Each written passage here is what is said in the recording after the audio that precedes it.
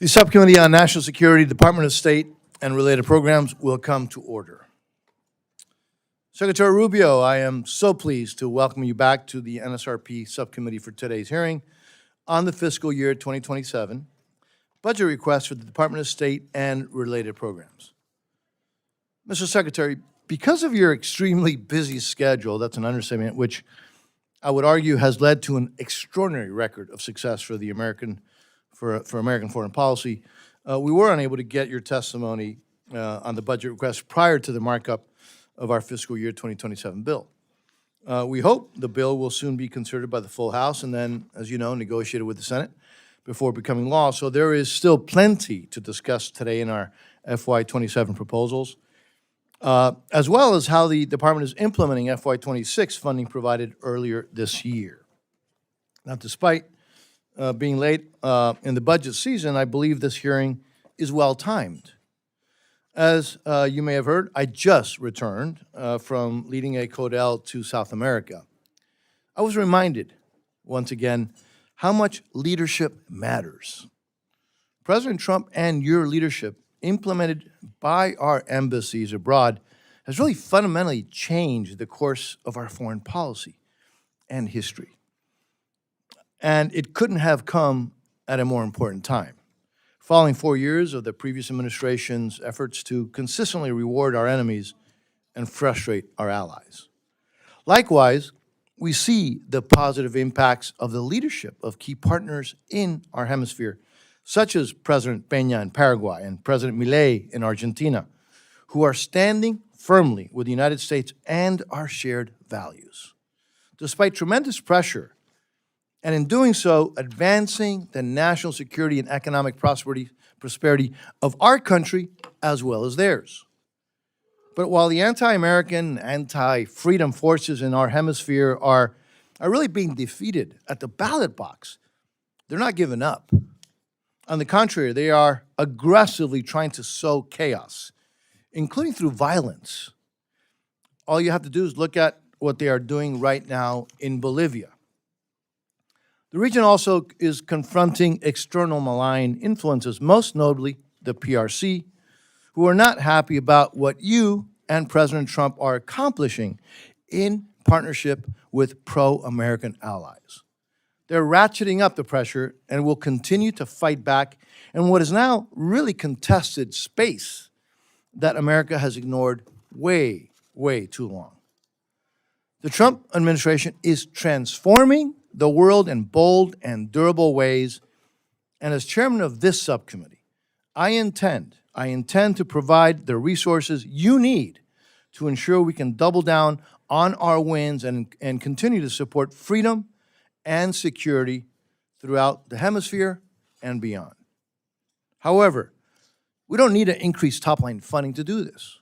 In fact, our FY27 bill, reduces spending by $2.7 billion from the enacted level. That is in addition to the $12 billion in responsible cuts to funding that this committee has delivered since 2023, because the greatest long-term threat to our country's stability and security is our debt.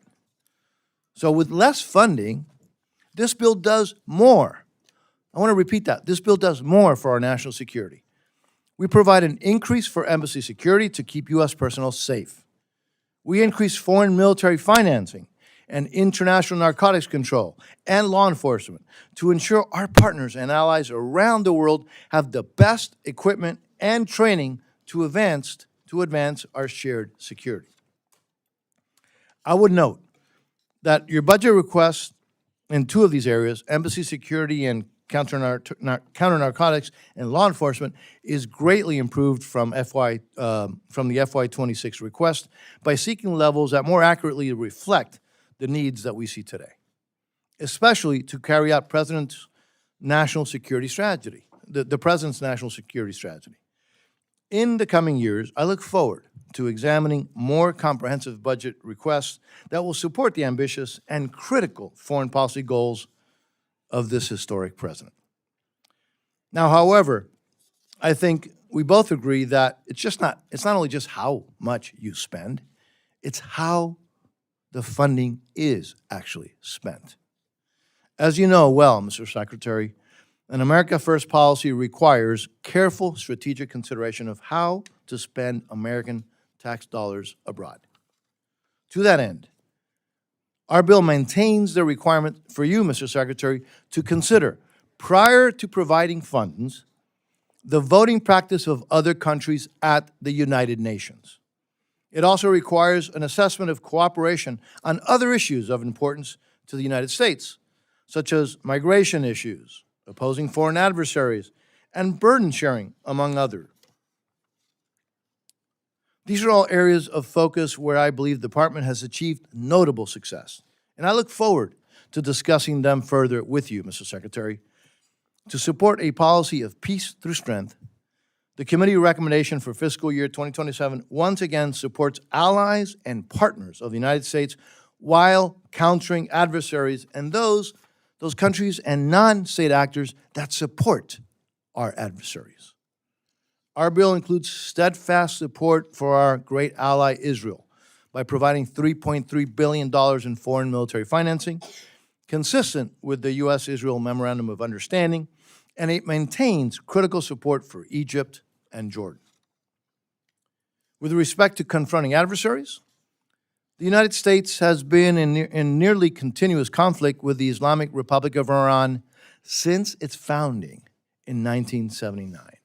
For almost 5 decades, Iranians have endured repression, violence, and torture at the hands of the evil Iranian regime, a regime that exports terrorism and brutally suppresses dissent at home and attacks the United States and our allies. Mr. Secretary, last week, Mr. Secretary, on Mike Codell, we visited the site of the AMIA bombing in Buenos Aires, where in 1994, Iran's just terrorist proxy, Hezbollah, attacked a Jewish center in Argentina, killing 85 people and injuring over 300.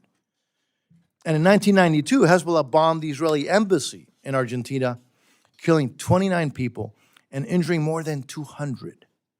These are just two examples of how Iran and Hezbollah have been exporting deadly terrorism around the world for decades. We have a responsibility to do everything we can to stop these terrorist regimes before they claim more victims. Now, in my view, the coordinated military action by the United States and Israel against Iran's military capabilities, as well as its nuclear program, will help ensure the security of the United States and our allies and partners for years to come. So I'm sure members will have questions for you about these operations, including the status of efforts to help secure freedom of navigation in the Straits of Hormuz and the status of our embassy operations in the region. The committee also continues its long-standing focus on countering the challenge to the United States' national security posed by the People's Republic of China and the Chinese Communist Party. This includes funding above the request for our Indo-Pacific strategy, including through fully funding the Countering PRC Influence Fund. This bill strongly supports allies and partners in the region, including Taiwan and the Philippines and Pacific Island countries.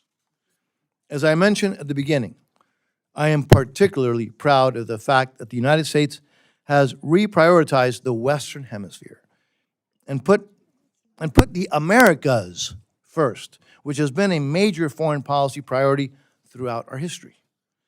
As with the president's bold action in Venezuela to remove the indicted criminal Nicolás Maduro, the United States is now decisively tackling security challenges closer to home, like putting anti-American regimes like Communist Cuba on notice. Threats to our national security should and will not be tolerated. The bill continues strong support for democracy programs for the people of Cuba, Venezuela, and Nicaragua, and calls on European partners seeking support for Ukraine to stand for freedom and democracy in the Western Hemisphere as well, especially in Cuba, Venezuela, and Nicaragua. One of the State Department's facilities in Argentina that we visited last week displays a plaque that reads the following. It says the following, quote, "Democracy is still the hope of the world. This is a sentiment that I think we should always remember. More broadly, the committee emphatically supports your efforts to strengthen the United States' economic ties with countries in our hemisphere. This includes combating the influence of the PRC, securing access to critical minerals, supporting the nearshoring of vulnerable supply chains, and identifying commercial opportunities, such as in countries transitioning away from authoritarian or communist political systems. All of these areas of emphasis align with administration priorities, and I look forward to working with you, Mr. Secretary, on the implementation. Mr. Secretary, we have endeavored in the committee to provide you with the resources and the flexibility that you need to implement the President's America First foreign policy. We appreciate your team working with us to implement committee directives from fiscal year 26. And I want you to know that we will work very closely with you on your priorities as we advance this bill through the legislative process. Now, before I conclude, let me thank you for your service and your family, Mr. Secretary, and also reiterate how much we appreciate the service of the men and women of the Department of State. Let me now turn to the ranking member. By the way, another great Floridian, for her opening remarks. Ranking Member Frankel. Thank you, and welcome. Mr. Secretary, you know, it really is something that the three of us all served in the Florida legislature together a long time ago. And I also want to say, I want to just thank my chair, who we work very hard on bipartisanship, because one thing I do really believe is when we're talking about facing the world and the challenges, that we have to try to be on the same page. Now, we do have some differences of opinion, which I will talk about today. And I also want to say, Secretary, I saw you this morning, your testimony. This is a very rigorous day for you, and we see you all over the world. And I thank you for your service. I may not agree with everything you say or do, but I have a lot of respect for the time and commitment that you put into your job. On the budget, I'm not going to talk that much about the budget. I really, the comments I have are really going to be on what's going on in the State Department from our point of view, Democrats' point of view. We do have a couple of missing members. I want people to know, because it's primary day in some of the states in this country, and so they're out actually in their reelection. It's not that they didn't want to see you. I just want to say on this budget, last year we worked out, I think, I didn't like the top lines. I think we could have had more money, but the fact is we did come up with a bipartisan agreement. This year, our budget passed here only on Republican support. For us, things were missing, like our paying our dues to the UN, family planning for the women of the world, human rights. We think we have to do a better job on that. And I hope as our budget goes through, we can get together on those points. But at the core of this hearing is about whether America leads or retreats, whether we prevent crises or wait for them to become catastrophes, and whether we preserve the diplomatic, development, and humanitarian tools that makes and will make America safer, stronger, and more prosperous.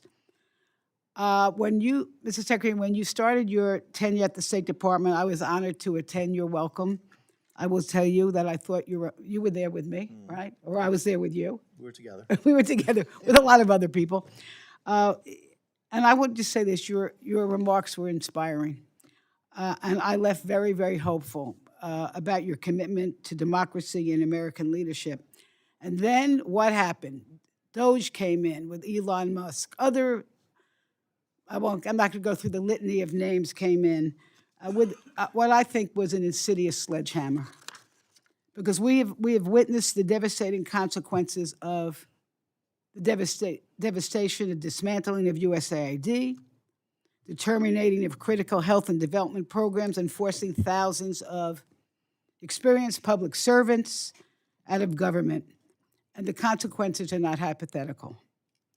People are living in some of the world's most vulnerable countries, places facing poverty, conflict, hunger, and weak health systems that have long relied on American partnership and leadership. Places like Sudan, Haiti, Ethiopia are losing access to health care. Families are going hungry, humanitarian crises are deepening, and Americans' influence is shrinking as our adversaries are expanding theirs, AKA, of course, China. In just 1 year, Mr. Secretary, these cuts have contributed to more than 750,000 deaths worldwide, roughly 88 lives every hour. Malaria is surging. HIV treatment programs have been disrupted. Health centers have been closed. We hear reports from countries like Haiti, the Democratic Republic of Congo, Bangladesh, and Jordan, where cuts to family planning have forced more than 1,400 clinics to shut their doors, leaving an estimated 9 million women without care and contributing to increases in hemorrhage, infection, unsafe abortion, and preventable death. These are the mothers of the children, the spouses that we expect to be taking care of families. Experts warned us we're on track for millions more preventable deaths by 2030. And meanwhile, a dangerous Ebola outbreak in the Democratic Republic of the Congo is spreading rapidly, making it harder to contain by the administration's decision to cut funding to the World Health Organization, which has resulted in their staff cuts. And now, this is a good one, or a bad one. At the direction of the vaccine conspiracy theorists, also known as Robert F. Kennedy Jr., the Secretary of Health and Human Services, this administration is continuing to withhold funds from Gavi, the Vaccine Alliance. And this is an organization which has helped save more than 20 million lives since 2000, immunize more than 1 billion children, strengthen health systems in some of the world's poorest countries, and help prevent the outbreaks of the deadly diseases such as measles, polio, pneumonia, retrovirus, and yellow fever, stopping them from becoming global threats. And now, the administration has dramatically expanded the global gag rule, which was in many ways a killer to women, but now to conditioning vast swaths of non-military assistance on ideological requirements unrelated to the mission of foreign aid. And this will disproportionately affect the LGBT community. And we should not let ideology get in the way of protecting human rights. At the same time, an understaffed and weakened State Department is expected to absorb the full scope of America's diplomatic, development, and humanitarian responsibilities while operating under restrictive, politically driven directives that often bypass congressional intent. And boy, has that been happening. We were promised that the State Department's reorganization would empower regional bureaus and strengthen American leadership. We do not see that happening. We were told that congressional directed programs would continue. Instead, priorities that Congress has funded and mandated, including food security, clean water, education, and women's empowerment, have been sidelined with little transparency and no clear implementation. And the reality is simple. Too few people are being asked to do too much without the expertise needed to succeed. More than 100 ambassadorial positions remain vacant, including many in Africa, a continent that will be home to 1/4 of the world's population by 2050.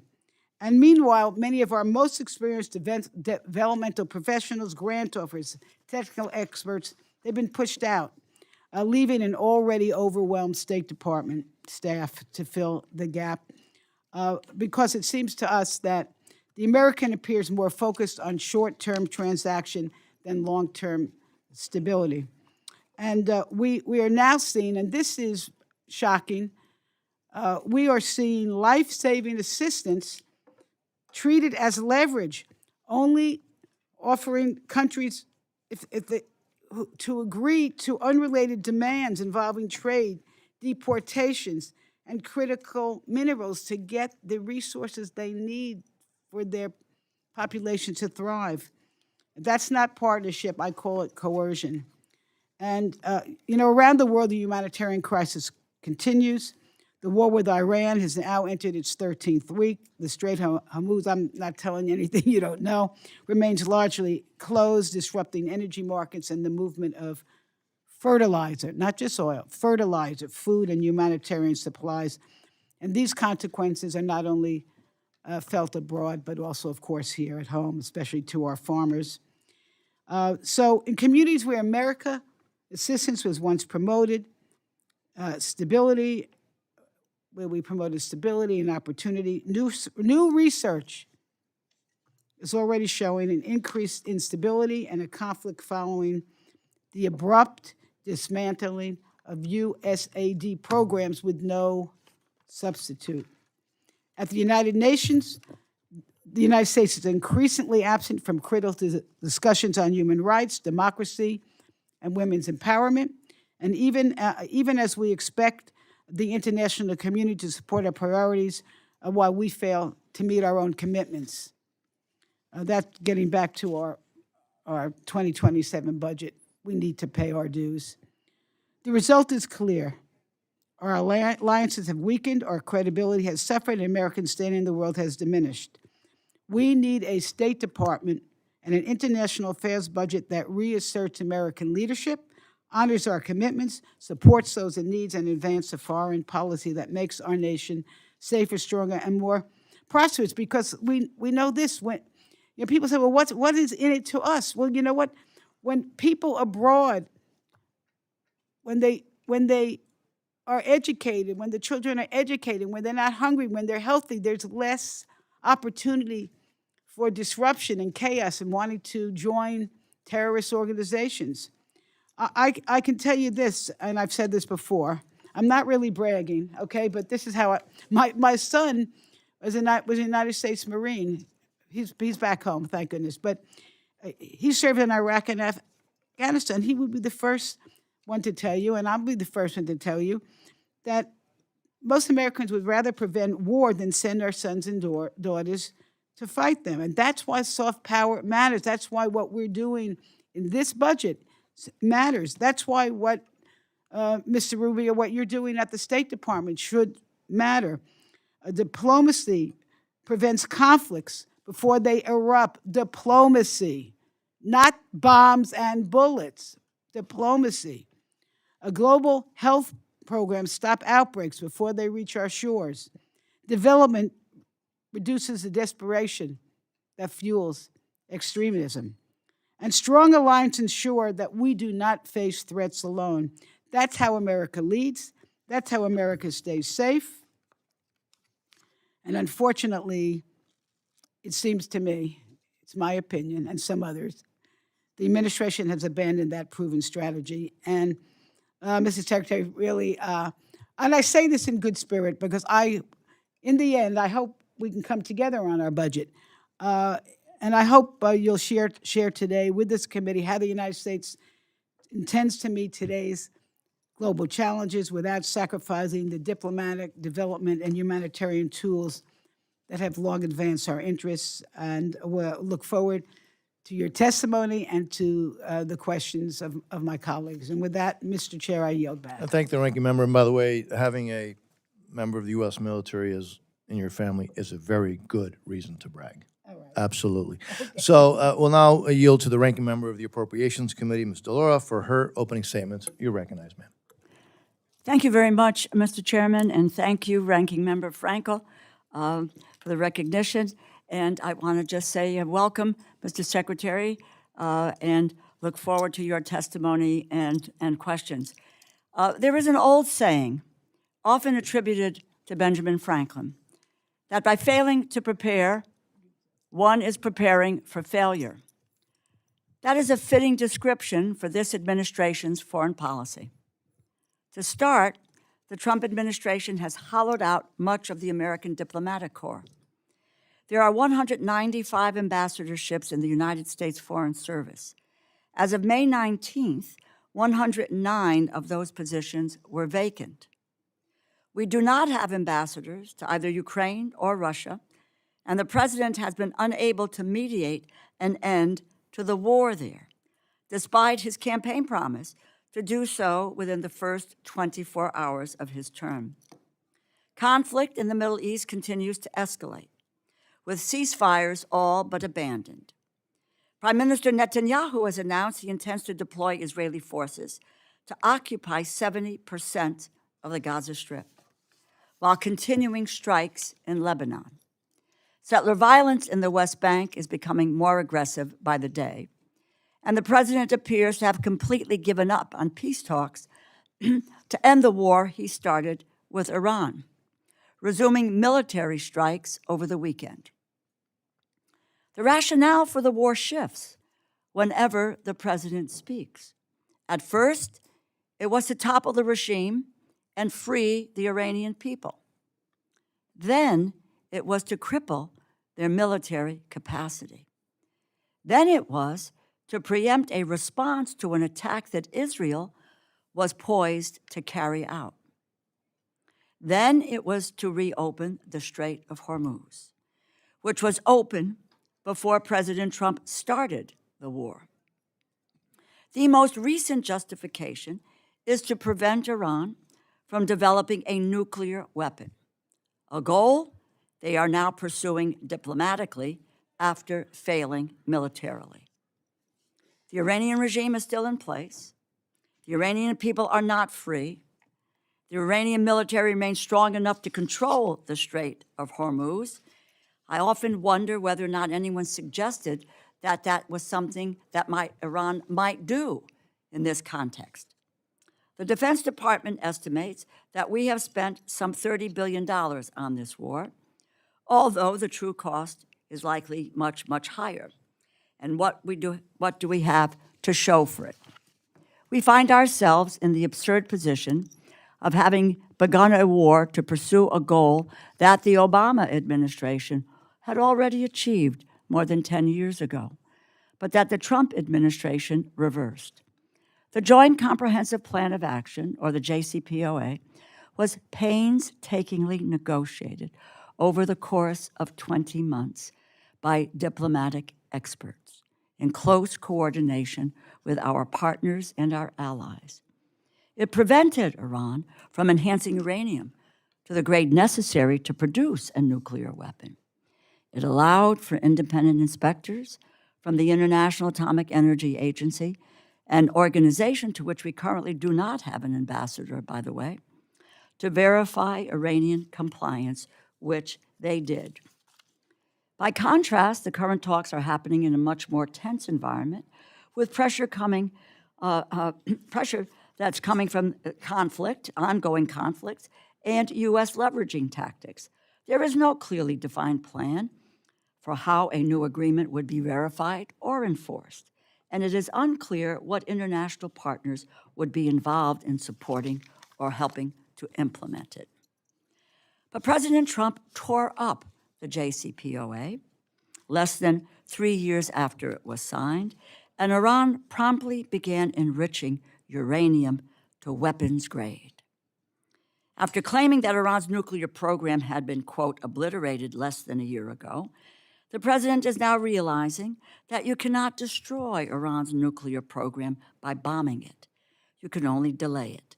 And the only way to secure a nuclear-free Iran is to negotiate a deal. But after failing to do this, the president threw up his hands in the air saying, and this is a quote, "I don't care if negotiations are abandoned." So here we all are, forced to suffer the consequences of the president's indifference. Americans are paying higher prices for gas, for groceries, and everyday necessities. But by his own admission, the president does not care if the war drags on, and he does not think about its impact on the American people at all. After taking office, the Trump administration withdrew from the World Health Organization and dismantled the U.S. Agency for International Development. Thousands of programs were canceled, and thousands of programmatic experts were laid off. Subsequently, health clinics were shuttered, disease surveillance systems were greatly weakened, all while our global health efforts were withheld and exploited as leverage to extract concessions from partner nations who depend on them, holding them hostage for the health necessities that they needed until they might have agreed to a trade agreement. Now we are faced with a significant infectious disease outbreak in Central Asia and Central Africa, a species of Ebola for which there is no authorized vaccine or treatment, is rapidly expanding and is expected to take months to address. It is primarily concentrated in the Democratic Republic of Congo, where we do not have an ambassador. Ebola does not wait for bureaucratic reorganizations. It spreads when surveillance systems are weakened, health workers are laid off, clinics lack protective equipment, and communities lose the trusted partners who help detect and contain outbreaks before they become public health emergencies. Thanks to years of investment through the Department of Health and Human Services, we have a number of facilities in the United States that are equipped to safely treat patients with Ebola, as well as other infectious diseases. In the 2014 Ebola crisis, we established these facilities. We made a $160 million investment. But this administration is blocking those specialized facilities from receiving Americans who are infected. We have asked numerous U.S. government employees and partners to put themselves in harm's way to help us keep safe. And how does the Trump administration repay them? By slamming the door in their face. The United States spent years building the relationships, supply chains, laboratories, and community health networks that help stop deadly diseases at their source. The Trump administration tore apart that capacity and now wants to pretend the consequences were unforeseeable. They were not. They prepared for failure, and now it is here. Congress and the American people deserve answers. Secretary Rubio, thank you for taking the time to appear before this committee today. We look forward to hearing your testimony and getting some answers to our questions. I thank you, and I yield back. I thank the ranking member. Secretary Rubio, your full written statement will be placed in the record. As you know, please feel free to summarize your testimony. And again, thank you for being here. You're now recognized, sir. Thank you. Thanks for having me here today. I think I'm going to skip the long opening. You have it in writing. I'll just do a couple brief points. Rather spend the time on your questions. It'll probably be a better use of our time. Just suffice it to say what I told you a year ago and getting back to that point now. A couple things. In terms of U.S. foreign policy. Stop supporting Israel! Stop supporting Israel! Israel committed a genocide in Palestine. It's still ongoing. And now they're committing another genocide in Lebanon. And what are you doing? You're serving Israel! Stop serving Israel! All right. The core of our, is that, can continue now? All right. Mr. So Secretary. the core of our foreign policy must always be the national interest of the United States. That is basically defining what that national interest is and then operationalizing it in such a way that our foreign policy reflects it. This is across the board in the work of diplomacy and the place in which and that requires prioritization, by the way. It requires us to prioritize some parts of the world over other parts of the world, some issues over other issues. That's just the reality of limited resources, and every country in the world has limited resources, including the United States, despite our vast resources. The second is in terms of how we procure aid and how we provide aid. We are still the world's largest aid provider, and I mean by far. Like, there isn't a close second. But we don't want aid to solely be judged by how much you spend. We want it to be judged by what its results are. And I think we can talk about it today, but there are a couple points that I would raise that I think are very promising. The first is we've now entered in the global health strategy over 32 health compacts with countries around the world. And these health compacts basically are, the countries that are signing them love it not just because they're getting the resources, but because we're investing in their domestic resources. In essence, we are trying to lay the groundwork in many of these countries where one day they will no longer need foreign aid because they will be able to sustain it. We're helping build the internal infrastructure other than, as opposed to relying on extensive NGOs and things of this nature in the long term. We want them to build their own domestic capacity. We'll help them, and they're very happy because it also gives them sovereignty over the way some of their aid is being dispersed in those countries.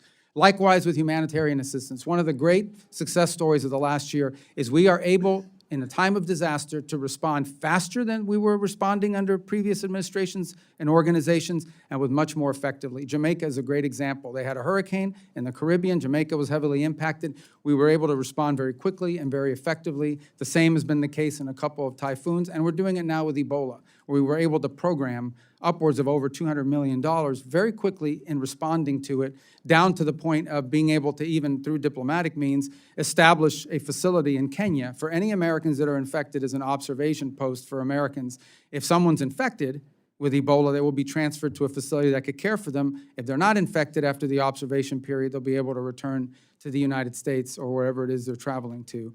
But we've also provided assistance to the individual or partners that we have at the UN and in other places in providing aid immediately. So I would say that today, foreign aid has become more nimble, more responsive. It's operating faster because of some of the flexibility that you've given us to respond, but also more creative. And that's particularly true in the global health strategy. We can talk more in depth later on about some of the arrangements that we've made with international organizations. As an example, the Global Fund, and our ability to meet our commitments to them. We've worked very closely with them. They're very, very happy with the way we've outlined our contributions to the Global Fund. I think there's a statement today from the UN and OCHA on the work that we've done with them and the ability to provide them the funds and resources necessary to carry out their mission. So I would just say that I feel like, while it is still ongoing and there's only always a process, I feel like we have made dramatic improvements in the way American foreign assistance is delivered across the world, but we're able to do it now, not just in a targeted way, but in a more effective way, in which it's not simply being judged by how much money you're spending. It's being judged by what results are you getting from it. And there'll be more to talk about in the field of PEPFAR and otherwise if you want to ask about those. Now, I'll find a way to work it in, but I don't want to take any more time. I want to get to your questions, so thanks for having me. Well, thank you, Mr. Secretary. And for the members, I'll call on members based on seniority of those present when the hearing was called to order, and as always, going alternating between each side. Each member will have 5 minutes for questions and responses. I anticipate that we'll have enough time for 2 rounds. So let me begin, Mr. Secretary. Mr. Secretary, if a country is a U.S. designated state sponsor of terrorism and ordered its Air Force to shoot down unarmed U.S. civilian aircraft in international waters and kidnapped and held hostage a U.S. humanitarian aid worker and harbored terrorists and fugitives from U.S. justice and closely is allies with another state sponsor of terrorism, which is Iran, and provided intelligence and security support to the narco-trafficking, anti-American Maduro regime in Venezuela, and was found smuggling hundreds of tons of weapons material to North Korea, and repeatedly welcomes Russian spy and warships, and encourages thousands of their nationals to deploy to Russia to fight on Russia's side in Ukraine, and is currently giving China access to spy facilities with signal intelligence capabilities, and furthermore orchestrates an extensive espionage network against the United States, and has over 300 military drones within reach of U.S. territory, including U.S. military installations and nuclear facilities. Would you consider a country like that as a threat to the national security interests of the United States? Yeah, and I think you're describing Cuba, and that's absolutely the case. But I think one more point I would make is all of these violent Marxist, left-wing, radical terrorist groups that operate in many countries have destabilized Colombia, for example, for years, and others, all found their seed money from Cuba as well. They sponsored these groups all around the region, and part of the region is still paying the price for the rise of those groups, particularly the FARC elements that have now spun off and are actually carrying out violence as we speak in Colombia. Yeah, and I hear that from heads of state throughout Latin America, the impact that regime continues to have, the threat to their security, to democracies, and to our national security. Let me shift again also to Western Hemisphere on Venezuela. We know what happened. This fugitive of U.S. law is now in here in U.S. custody, and that we thank the Secretary, you and the Secretary of War, and in particular the President for his leadership on that. You have laid out what I believe is a clear three-phase plan for Venezuela: stability first, and then recovery, and then transition. Where are we in that process, and are we still on track? Yeah, first, I think it's important to remind, I think tomorrow will mark the 5-month. I know it feels like it was 5 years ago, 3 years ago, 7 years ago, 5 months ago. That's how long we've been into this process. So let me say, Venezuela is not today where we hope it will be for the peoples of Venezuela's sake, but it is on a trajectory that I think is a very positive one if it continues, and it has to continue. As you said, our first priority was stabilization. We did not want to see mass migration. We did not want to see a civil war. We did not want to see societal breakdown, and that required working to the extent possible and wise with existing institutions, not to preserve them or to perpetuate them, but to ensure that we didn't have systemic breakdown. The second is recovery, which is the phase I would argue we are primarily in right now, and that is the ability to recover their economic vibrancy, to allow small businesses to develop and the like. And part of that is ensuring that the wealth of that country, which is primarily through mineral resources and energy resources, are going to help the people of Venezuela directly. And that's what you see through the Treasury blocked account, is that the money that they're generating from these oil sales is being driven to pay for things like salaries and to buy medical equipment, and things that are beneficial to the people, not being pilfered and used as side hustles to help, cronies. Obviously, more work remains to be done. Ultimately, and other things that need to happen, ultimately, the answer in Venezuela is a free and fair democratic election, because it's not just the right thing, it also is necessary in order for them to be able to attract the kind of investment that they want. In order for it to be a long-term and investable place that can attract the kind of capital and interest and normalize the way their economy works, they will need to have a government that is legitimately in place through elections. But you have to create the conditions for that. Those conditions include free and open media. We've seen independent journalism operating again in Venezuela. That's been a positive. You need to give space and time for political parties to organize and prepare them, position themselves to participate in those elections.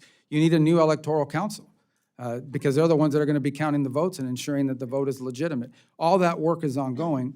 There are multiple areas of cooperation with the interim authority, some of which are not publicly discussed in the proper setting we could, that have been very positive. And I also think, for talking about diplomacy, we now have an embassy open there with Americans on the ground every single day, interacting with the business community, with American businesses that are interested in coming in, with members of the interim government, and also members of the opposition. So I think we're making good progress. We're not where we need to be, but we're only 5 months in, and I think it's important to remember that, because this will take some time. We're dealing with 16, 18 years of a system, and reversing that responsibly will take some time, but we're moving in that direction, I think, in a good pace. Thank you, Mr. Secretary. The Ranking Member, Louis Frankel. You're recognized.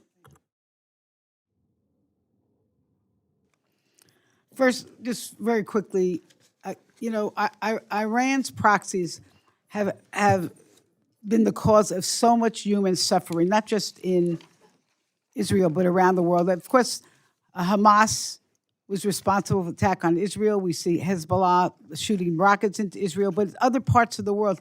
Question is, are billions of dollars or any funding going to go back to Iran so that they can resume to fund their proxies as a result of the deal that you are talking about? Well, first of all, the deal that we are talking about, or the deal that you've seen reported in the media, is a dynamic situation, because the first thing, sort of what needs to happen at the front end is they want us to lift our blockade so they can get their ships to market. That isn't going to happen unless they open the straits. So that's the first thing. The second thing that has to happen related to the first is they have to agree to enter into negotiations that are on very specific topics, which they have not been willing to do in the past. Number one, they have to agree to negotiate on the issue of no enrichment. Number two is they have to be willing to agree to dispose of the... I don't mean to... I know, but it's going to get to your point, I promise. Please, okay. The second thing is that they have to agree on the issue of the highly enriched uranium. Now, what you're asking about is, what about sanctions relief or frozen funds and assets? So let's begin by saying that this regime, as you have rightfully pointed out, even despite sanctions, even despite all the pressure, have found a way to funnel money and resources to these proxy groups. What's being discussed is what do they get in exchange, what nuclear sanctions that have been on them do they get in exchange for compliance for the reason, if they comply with the reasons why those sanctions were put in the first place. All of that will be condition-based, meaning no, there's not going to be some sort of advanced signing bonus or good faith front. I mean, really, front my running. question is the administration contemplating returning money to Iran so that they can continue to fund these proxies, all that are hurting millions of people? Yeah, well, if the money is going to fund the proxies, then it won't be returned to them, obviously. I think the question you're really asking is what concessions are you willing to make in a negotiation? There are specific sanctions. Some of them are congressional, some of them are UN, and some of them are from the executive branch. But there are specific sanctions that are in place related directly to their nuclear program. All right, well, let me just... That's not why to- they were put in place in the Listen, first place. we're taking back my time. I would just say this. I would urge this administration not to give money to Iran to continue the work of their proxies. But let me move right on, because I want to talk to you about what's actually happening at the State Department. USAID was dismantled. They did so much of the development work, humanitarian work around this world. You told us that the regional bureaus and embassies were going to do the work. We have sent directives from Congress to the State Department, and for example, millions for education, for agricultural capacity, for water and sanitation. How would our directives getting to these regional bureaus and to the diplomats? And when you have 100 plus missing diplomats, who's getting our directives, and what are they doing with them? Well, first of all, I think 100-something missing, what you're saying is the unfilled ambassadorial posts. But every mission of the United States is staffed. If they don't have a Senate-confirmed ambassador, and we would prefer to have Senate-confirmed ambassadors. Now, as you know, there's a process for doing that. Some of it's, I think we've only gotten like 100-something nominees in State Department through the Senate. And some that I think we need to pick up the pace in terms of appointing people to some of these posts. And believe me, I want that to happen. But I don't nominate them, so we have to work with the White House to get those names out there. Now, on your fundamental question is, what is the role the Embassies and Regionals Bureau play? And I think the answer to that question can be found, again, I want to harken back to these global health MOUs with 32 countries, which is a conglomerate of different aid programs that are involved in helping with health, and it could include water projects. These are often negotiated directly out of the embassy with personnel that are on the ground that are laying the groundwork to do it. The other things the embassies do is they help us identify the areas that would have the highest impact at the best efficient cost in these individual countries. Miss, sorry to interrupt you, but what I'm worried about, what a lot of us are worried about, is the lack of expertise. The expertise, so your people in the various countries even know what to do. What has happened to that? So there were thousands of people fired. I mean, how do we know that in each of these countries you have someone there who knows how to fix a water system? Well, first of all, I think that we would ideally do in every one of these cases that we would be partnering with the local government, with the domestic government, with our host nation, to ensure that we're relying on building their capacity to do this work. And our job, it depends on the country, and that's the unique part of the way we approach this. You could do a bucket, and you can say, this is money for X, and it has to work exactly the same all over the world, or you could do it the way we're doing, which is understanding that a health MOU with one country maybe look very different than what a health MOU looks like in another country. And then we would have to hire or add, depending on the contract, whether it's an international partner or others, if necessary, the expertise for implementation. But the key to the front end of it is identifying what those unique opportunities are, because I can tell you, going through the 32 MOUs, they are all different. And Mr. Secretary, I can tell you this, that because of whatever the lag time, the lack of expertise right now, there are literally thousands of people dying. I know there's. I don't. By the way, I just don't agree with that number. But I just, Mr. Chair, just one question. And we'll have another round. Okay. We'll have another round. One more thing. This is very important. All right. We have. She is a Floridian. I'm going to have to give her. I understand. No, we have heard. First of all, this country right now has a immigration policy which is an abomination.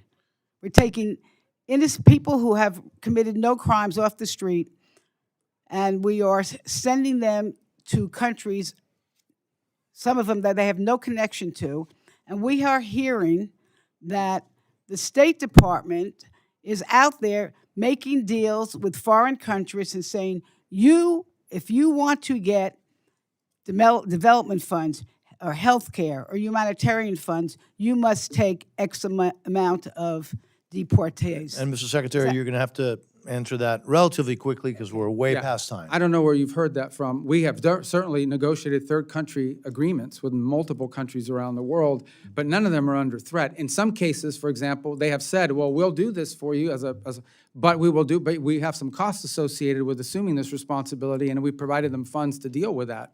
But I can't recall of a single instance, I don't know who's reporting this to you, where we're basically threatening a country that we're gonna never deal with them again if they don't help us. But obviously, we are friendly and help it, but this is the way diplomacy should work. Honestly, let's be frank. We are going to reward those that are good to the United States. We're not gonna be as friendly to places that are not furthering our national interests. For a long time, this has been going on. There are countries around the world where we were spending millions and millions of dollars, and they vote with us, against us, 99% of the time at the UN, and all the commercial contracts are with China. But yet, we're funding their entire healthcare system. Look, I think that's a legitimate thing to say, hold on a second, does this make sense? All right, let's move on, and we've given the ranking member, because she is the ranking member, and she's my friend and partner, way over time, and thank you, Mr. Secretary, for indulgence. Speaking of now, the Vice Chairman of the subcommittee is recognized. Mr. Edwards. Thank you, Mr. Chairman. Mr. Secretary, thank you so much for being with us. I recall when you were with us about a year ago, you talked about the new focus of the United States State Department. I want you to know that I was privileged to participate last week in the CODEL led by the esteemed Chairman Diaz-Balart to South America, and had the opportunity to witness how effective and how targeted our foreign assistance is being used to, in your words, to further the interest of America. It was so incredibly obvious through the empowerment of the ambassadors that I was able to meet there, through the sense of respect that those ambassadors carried, along with not only the empowerment that they had, but the sense of respect that they had from the people in those countries, almost to the same level as their very own heads of state. And it was so heartening to see your words put into action in those countries. It's truly working. We saw evidence that narco-terrorism is being eliminated. We're saving lives here in America because of that. It was obvious that the influence of China is being diminished, and that the United States is being so much more recognized as not only a military and economic strength, but as that soft power that I continue to hear members here on this panel speak of. And so I just commend you and the administration for the work that you're doing. I got to witness it firsthand, and I appreciate the chairman leading such a distinguished CODEL to let us see and learn those things. One of the things that you spoke about a year ago was recognizing America's humanitarian responsibility in countries like this. And I've had a number of organizations, the NGOs that are charged with administering humanitarian assistance,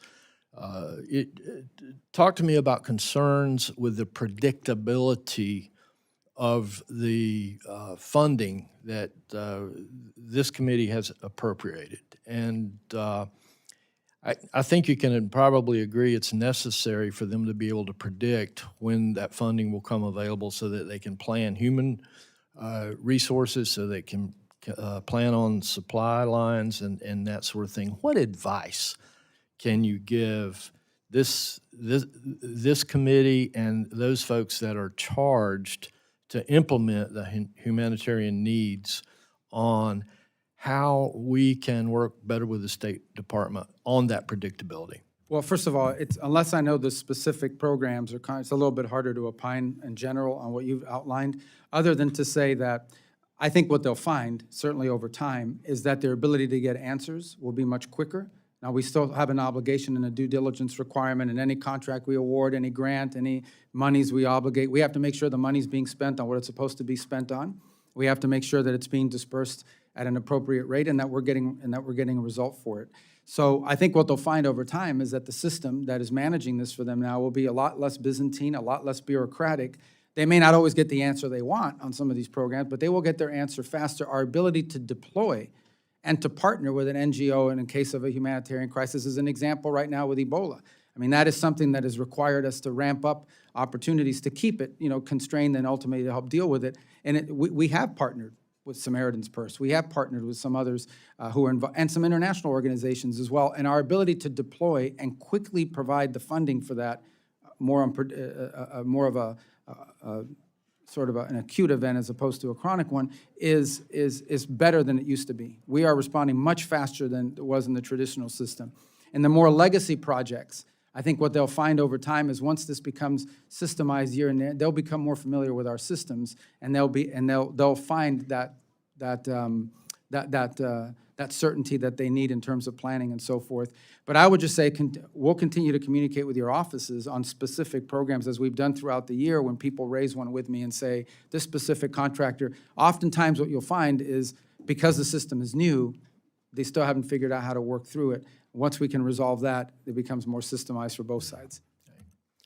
Thank you, and I look forward to working with your department in order to do that. Great, thank I you. yield. Thank you. Just a note that on this side, we've been on time, but I'm not complaining. The ranking member of the full committee, it's a privilege to recognize you. Thanks for not complaining, Mr. Chair. Mr. Secretary, nearly 60% of Americans disapprove of President Trump's illegal war of choice with Iran. The war has led to skyrocketing fuel costs for Americans, needless deaths of American service members, while failing to achieve any of the stated aims of the war. In the meantime, it seems that the Trump administration seems to have forgotten all about the crisis in Gaza. Nearly 8 months after it was signed, the administration's 20-point peace plan stands largely unfulfilled. I have it right here. It looks like there are 4 and 5 have been accomplished, and the rest have not been accomplished here. Most Palestinians in Gaza are sheltering in overcrowded tents, pests and rodents spreading disease. Health services remain limited. Israeli military strikes have escalated despite the ceasefire, pushing the total death toll to nearly 73,000. Late last week, Prime Minister Netanyahu ordered the IDF to seize 70% of Gaza in complete violation of the ceasefire agreement. So, Secretary, the State Department must take the lead for the U.S. implementing the President's 20-point plan. What is the status of implementation? What progress should we expect to see in the next few weeks? What is your response to Prime Minister Netanyahu's directive? You're talking on Gaza? Yes. Yes, okay. So, well, because you started out talking about Iran. So let me just say I disagree with... I said in the meantime, the Trump administration seems to have forgotten about the crisis in Gaza. No, no one's forgotten about it. I think luckily there's not active combat operations happening of the kind that we saw a few months ago, but it's still a challenge that we're going to work through. I just wanted to correct the record for a second. You said we had not achieved our stated aim, and I know you went through it in your opening statement. No, if you don't mind, I have a limited time for questioning, Mr. Secretary. No, but you gave My a long question, introduction, and then everyone can answer some of these things? No, They just well, get I to want to sit get to there? Gaza. I want to get to the 20-point plan, which is what my question is about implementing gave the a speech 20-point first. plan. What is the status of implementation? What progress do we see in the next few weeks? What is your response it. to So- Prime Minister Netanyahu's directive? Let me first start with the status. We are now at a phase where we should be having or want to have an international stabilization force that goes in and provides the security. This requires the demilitarization of Hamas. which right now they have not been willing to meet the conditions necessary. By the way, it's not just the United States that's complaining about it. Many of our partners in the region are pressuring Hamas to enter the demilitarization phase. So there will be no progress with the 20-point plan unless there is a demilitarized Hamas. Well, there Is are that other correct? elements of the 20-point plan that are ongoing. As an example, the plan for reconstruction and economic development and the donors that are coming forward to fund it, that continues to move forward and develop. It's just you can't implement it. No one's going to invest money in Hamas, in Gaza, until Hamas is demilitarized, because they know there's going to be another war. These They're 20 these 20 points were to be moving, I would think, and moving along with various phases of implementation as we go along here. In terms of also humanitarian aid, it is all laid out, but as I said, there are only two that have been apparently implemented. No. That is with 72 hours of the hostages will be released. So Netanyahu's directive, IDF sees 70% of Gaza. Just your view, because I need to move on. Yeah, our view of it is, I think those comments he made last week in an appearance that he did somewhere, we have a plan, it doesn't call for that. And at the end of the day, we understand that what we want, and I think what the Israelis would ultimately want, is a Gaza that is governed by a non-Hamas. So you have no opinion people- on the IDF seizing 70% Well, of he made that Gaza. statement, but that's Well, not but you- part of this plan. This plan doesn't call for that. What this plan calls for, and it's what we're committed to carrying out, is that But the there people has of been Gaza no are governed by- implementation of the plan. Well, that the people of Gaza are governed let by me a just- technocratic Palestinian government, a Palestinian... Please, Mr. Secretary. No, we but go you're round asking and me round. questions, you're not letting me answer. Yes, you are answering them. No, you're not answering them because you don't have answers. But you don't let me Let finish. me just say this. And first of all, you talked earlier in your comments about humanitarian Oh. assistance and how quickly it's going out. Quite frankly, that hasn't really happened in Gaza. Commercial, not just commercial, humanitarian aid going in. Let me just talk about That's the false. humanitarian assistance. That's a false statement. I have to It is correct not you a on false that. It's not. statement. We spent hundreds of millions of dollars in humanitarian aid in Gaza already. And that includes through the World Food Program and other organizations. You know, I've talked to Cindy McCain at World Food about the situation, the humanitarian crisis in Gaza. So have I. And the food I and talk to her all the hunger, time. and In it's fact, I met not with her a month there. ago, and she It's would not disagree there. with you. Let me just continue on. Humanitarian situation in Gaza worsens. At the same time, the Israeli government has ramped up its pursuit of a de facto annexation of the West Bank. Oslo Accords have been torn up. Demolition orders for Palestinian villages are on the rise.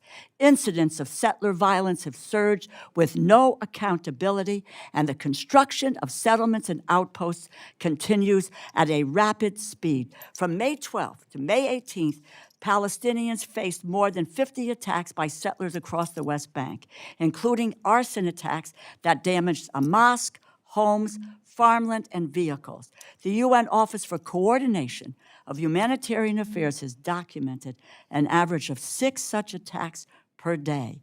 The Israeli government has begun proceedings to demolish the Palestinian community of Khan al-Ahmar, just east of Jerusalem, as part of its goal of constructing settlements along the E1 corridor, which would bisect the West Bank, foreclose the possibility of a continuous Palestinian state.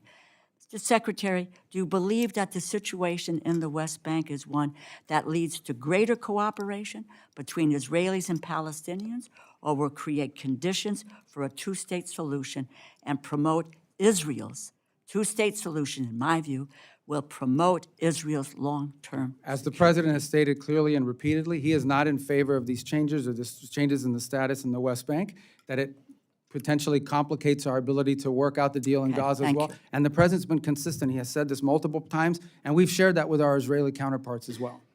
And what are we doing to deal with settler violence? We will the do West that on Bank. the, if that's all right, we'll do that on the second round. Fine. Because we're way over. Thank you very much, No, Mr. thank you. Chairman. Thank the ranking Thank you. member. Thank you.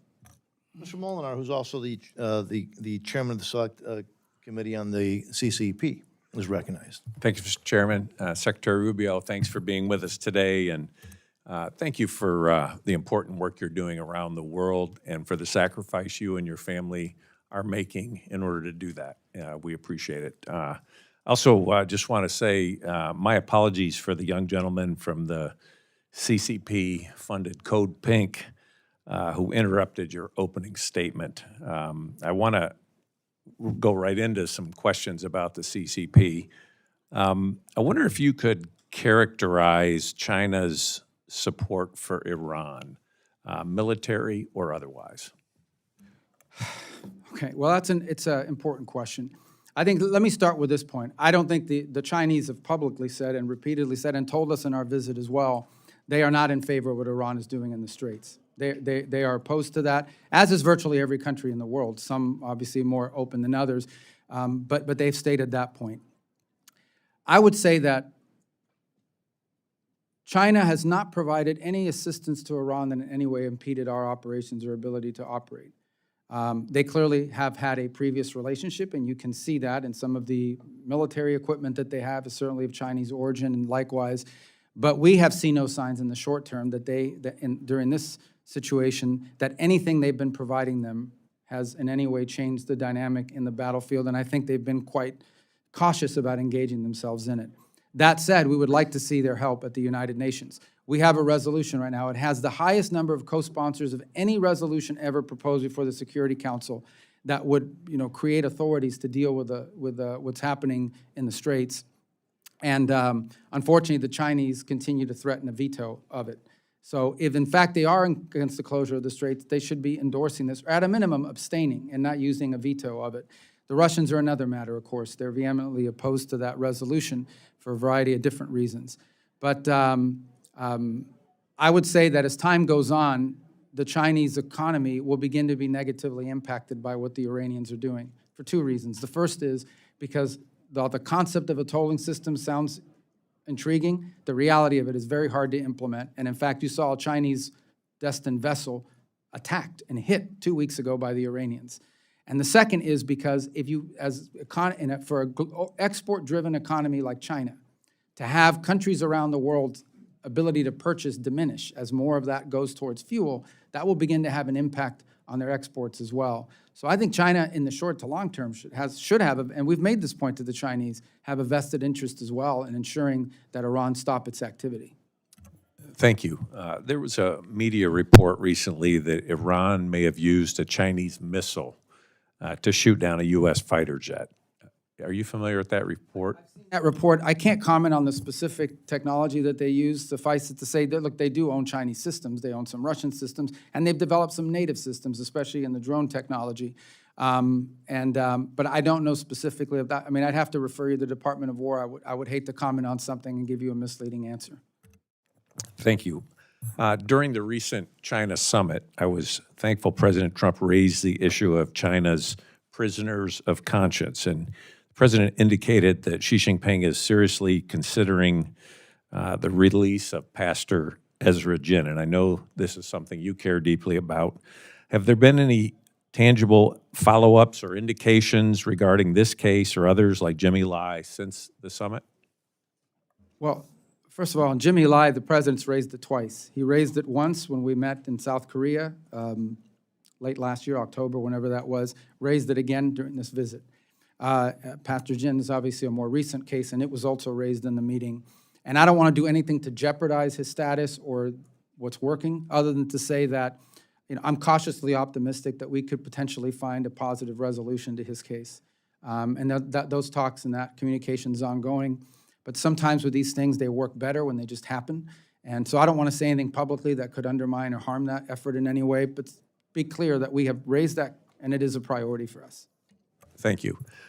As you know, in Michigan, we're proud to have a large Chaldean community, many of whom are still having deep family and religious ties to Iraq. Iraq's Christian communities, particularly Chaldean Christians, have faced years of displacement, economic hardship, security threats in the Nineveh Plain and surrounding areas.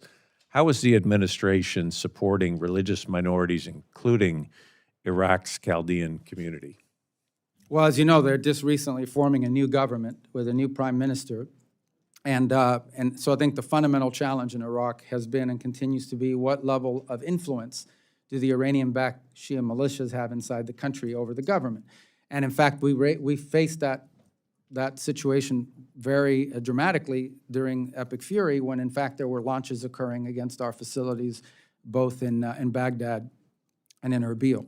So it would be raised within the context of our relationship with the new prime minister. We want to give him a chance to be successful, but we also want to give him a chance to be responsive to the issues that we've raised, including the issues just outlined about, unfortunately, a much smaller Christian community than it was there 25, 30, 40 years ago, but still nonetheless facing very difficult circumstances.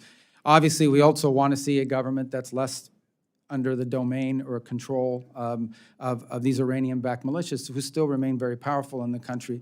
So those have been the leading features, but we're going to give this new prime minister a chance. We're willing to do things that are helpful to him, but obviously we have things that we're concerned about, primarily the Iranian Shia militias and the influence they have and the danger they pose to the region and to the country. But related to that is the issue you raised, and that is these minority communities inside of Iraq who have faced oppression now for the better part of 20 years and have seen their numbers in areas diminish as more and more people have left the region. But it is a priority, and we do raise it because we think it's important for a sort of a diverse nation like Iraq, for every segment of society to have not just representation, but to feel safe and respected inside the country. It is a feature of our talks with them. Thank you. Thank you, Mr. Chairman. Thank you. Ms. Meng, you're recognized. Thank you, Mr. Secretary, for being here. As the daughter of immigrants, I'm so proud to represent Queens, New York, the world's borough, and a strong community of immigrants and refugees, including a large Afghan community. Even though we promised them safety in exchange for risking their lives for our country, thousands of our vetted Afghan allies remain stranded abroad, including relatives of some of my constituents. Last month, this administration reportedly decided to close Camp Asaliya and force 1,100 Afghans there to choose between going to the Democratic Republic of the Congo, where they have no ties and which is facing an Ebola crisis, and Afghanistan, which would be a death sentence. What is the plan to help our vetted Afghan allies who were promised safety in the U.S.? Yeah, well, the plan is, and we're working on this very actively, and is to have more than just those two alternatives. And obviously, the Afghan alternative is not one that's realistic for most of them. And so we're engaging every single day, and we think we have a number of other countries that are willing to. Now, the question is not countries willing to assume. The question is how many. We have about 1,000-something people there, and we have to move them. And so I don't think there's one country that's going to take all 1,000. But it has to be countries that, A, are willing to assume some of this responsibility in numbers that are manageable to them, but also places that give more options to these individuals that they would be comfortable going to. So we are very actively engaged in this. As you know, we have a lot of Capitol Hill engagement on this issue from both sides of the aisle. It's a priority for a lot of people. And we don't want to see a situation where any of them are being forced back into Afghanistan, because that's just clearly not an option for some of them. The case of relatives of American citizens, I think, is a separate case in the sense that they have ties to the United States. And so that process, the processing is still ongoing in terms of the applications, the background checks, and the vetting and so forth. We're obviously operating right now under a directive that prohibits the entry of Afghans into the United States, but that could change at some point, and that we'll be able to facilitate some of those. But that issue right now is we're just trying to find more countries that will step forward and being able to assume. In some cases, it might be 200. In some cases, they might be able to take 150, 300, but give them some options other than just those two that you've just outlined. Can you rule out third country options, especially DRC? You mentioned earlier that the State Department won't deport people to conflict zones. Can you rule that out going forward? You mean rule out the DRC? Yes. Well, ultimately, these people would have to agree that they're going to go to DRC as well, because that's what we want to do, is give them 7 or 8 options rather than 1 or 2. And I imagine if we can find more options for them, and there are some countries, look, I think the problem is not that I'm trying to, we could probably talk to your staff about it. A lot of these countries are in nascent talks with us about their willingness to assume some of these people, but they don't want me announcing it at a hearing, because then they have, newspaper and media going crazy in their country about what does this all mean. But I can tell you that I know of at least 5 other countries that we have spoken to that seem at least open to the idea of assuming some number of these refugees. We'd like to get these people more than just 5 options, maybe 5 or 6 or 7. Are they conflict zones? Can we rule out deporting people to conflict zones? Well, I don't remember all 5 or 6 of them, but I don't think that any of them would be conflict zones, is my recollection. Thank you. At the same time, we are stranding our Afghan allies. We are rolling out the red carpet for white Afrikaners from South Africa, even though we've completely stopped resettlement of other vetted refugees. The president recently approved 17,500 spots for Afrikaners and none for any other refugee from anywhere else in the world. Can I ask what your standards and justification for issuing only refugee slots for them? Well, first of all, the United States, over the last 4 years before the president returned to office, assumed upwards of 15 to 20 million people that entered our country through a variety of methods. So our immigration policies must always ultimately be geared by the national interest of the United States. And in an era where we're already dealing with 15 to 20 million people that have entered the country in a mass migration event in such a short period of time, adding to that number in the short term would make no sense, in our view, from the national interest, hence the freeze on refugee admission. The case you point to is a very specific one, probably a time-limited one, and that is we have gauged that there is real interest from a unique subset of people in South Africa who would be interested to coming in the United States and who we assess have a high likelihood of rapid assimilation and success in our society, and hence this program was created. Now, that's not a program that's going to exist in perpetuity. It's a program that's designed to the fact that we are seeing the demand. We are seeing applications from South Africa of people willing to enter the United States, and we think this is a group of potential refugees. So our that could very Afghan allies are refugees. They have been vetted, 1,100 versus this new 17,000. But it's more than just vetting. We're also trying to determine, again, this is the immigration policy of the United States. Like everything we do, has to be geared by the national interest. And it is in our national interest, if we are allowing people to enter our country, be people that can quickly assimilate into society and be successful. And Why not become can't public they charges. assimilate into society? A background check I've is been not to the same their as centers assimilation. in my district in Queens. Well, They have assimilated and contribute and pay taxes. Yeah, but we've already assumed a lot of Afghan refugees. As you said, you have them in your district. We've already assumed a large number in the past. The point is that the general policy has been to limit the entry of refugees from all over the world and then to create the special track because of a unique circumstance in the short term of a high demand from a number of immigrants that we have determined, if they pass the vetting and the checking, will very quickly assimilate and contribute to our society. That's what by the way, that's what our immigration policy should always be about, is what's good for the country. I think it's important for America to keep our promise as well, in the interest of national security, our word to our global allies, to people who we made a promise to. 1,100 versus 17,000, 1,100 vetted allies who already helped this country. I think they should be given consideration and not sent to conflict zones. And I think, Thank you, I I yield don't know back. if, Mr. Secretary, you want to, and you've already answered, do you want to say anything else? No, I mean, we talked about the point and the decision that was made. Yeah. Mr. Alford, you're recognized, sir. Well, thank you, Chair. Thank you, Ranking Member and the Ranker for our full committee. I do want to recognize you, Mr. Chairman, for the great work that you've done to help rein in the spending while still protecting America's national security interests around the world. Last year, Chairman Diaz-Balart delivered a 16% reduction from fiscal year 25 enacted levels, nearly $9.3 billion in savings, without compromising support of our closest allies or weakening our posture on the world stage. This fiscal year, the committee built on that success with an additional 6% reduction, cutting another $2.69 billion while still maintaining robust funding for Israel, Taiwan, Jordan, Egypt, and critical Indo-Pacific security programs. These reductions, Mr. Secretary, are only possible because of you and your leadership, which has forced partner nations to shoulder more of the burden and make sure that American taxpayers are no longer footing the bill for countries that refuse to meet their obligations and that really aren't on our side to begin with. And so I salute you. Sir, there is a lot of noise in this world. There's noise out in the hallway. There's noise that we've seen on the back row here. And what I'm about to say is not going to make the news because I used to be in the news. I know what makes the news. It's the clips of the loud people, the Code Pinko people, that want to disrupt and yell hateful things to you, sir. But I want you to know that the vast majority of Americans have a lot of respect for you, have a lot of appreciation for what you're doing. You are a stalwart, a resolute rudder in a sea of chaos. And I just want you to know that we appreciate that. Thank you for the job that you're doing. And I do want to talk about Cuba. Chairman Diaz-Balart brought this up. Is Cuba a threat? And how big of a threat is Cuba to the United States of America? Well, I think the fundamental threat is that they are a, first of all, thanks for your nice comments. I wish they should give you more time, too.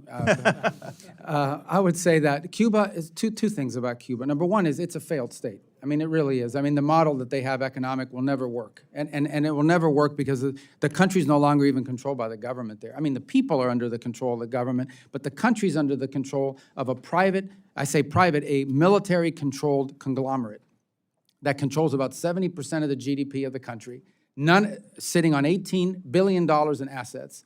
None of that money transfers over to the Treasury or to be helpful to the Cuban people in any way. Meanwhile, they have power plants that have been failing because of years and years and years of chronic mismanagement and lack of investment. So on the one hand, you have a country that doesn't have money to buy fuel, and on the other hand, you have a country that is sitting on a military conglomerate that has $18 billion in assets, and none of it transfers over to the Cuban people. A lot of people don't realize it, and they're accountable to no one. They are the ones in ultimate control of the country. So what you have now is a failing system. Frankly, I think since 2001, is that 15% of the population of Cuba has left, some to the United States, many to Spain or other different countries around the world. They've lost a lot of human capital as well. So it's on the verge of being a failed state because of their mismanagement and incompetence. And the last straw was they lost free oil. Maduro used to give them free oil. That's really the biggest change since January, is they no longer are getting free oil.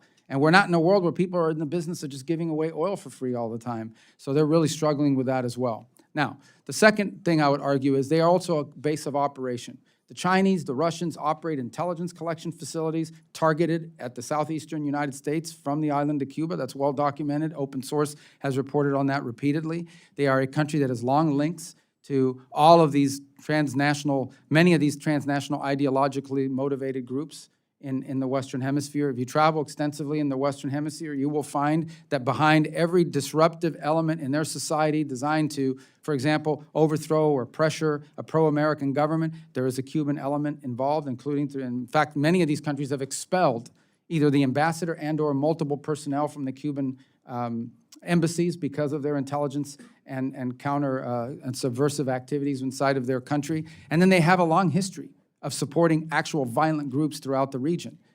So all of these things pose a threat to the United States because a failed state that's friendly to our adversaries, 90 miles from our shores, that's a threat. So what are we going to do about it? Well, the first thing we're trying to do about it is find a better way forward for the people of Cuba. By the way, we've made offers to them in this regard. We have offered to distribute $100 million of humanitarian aid through the Catholic Church and other non-governmental organizations. First, they denied we made the offer, so then we went public with it.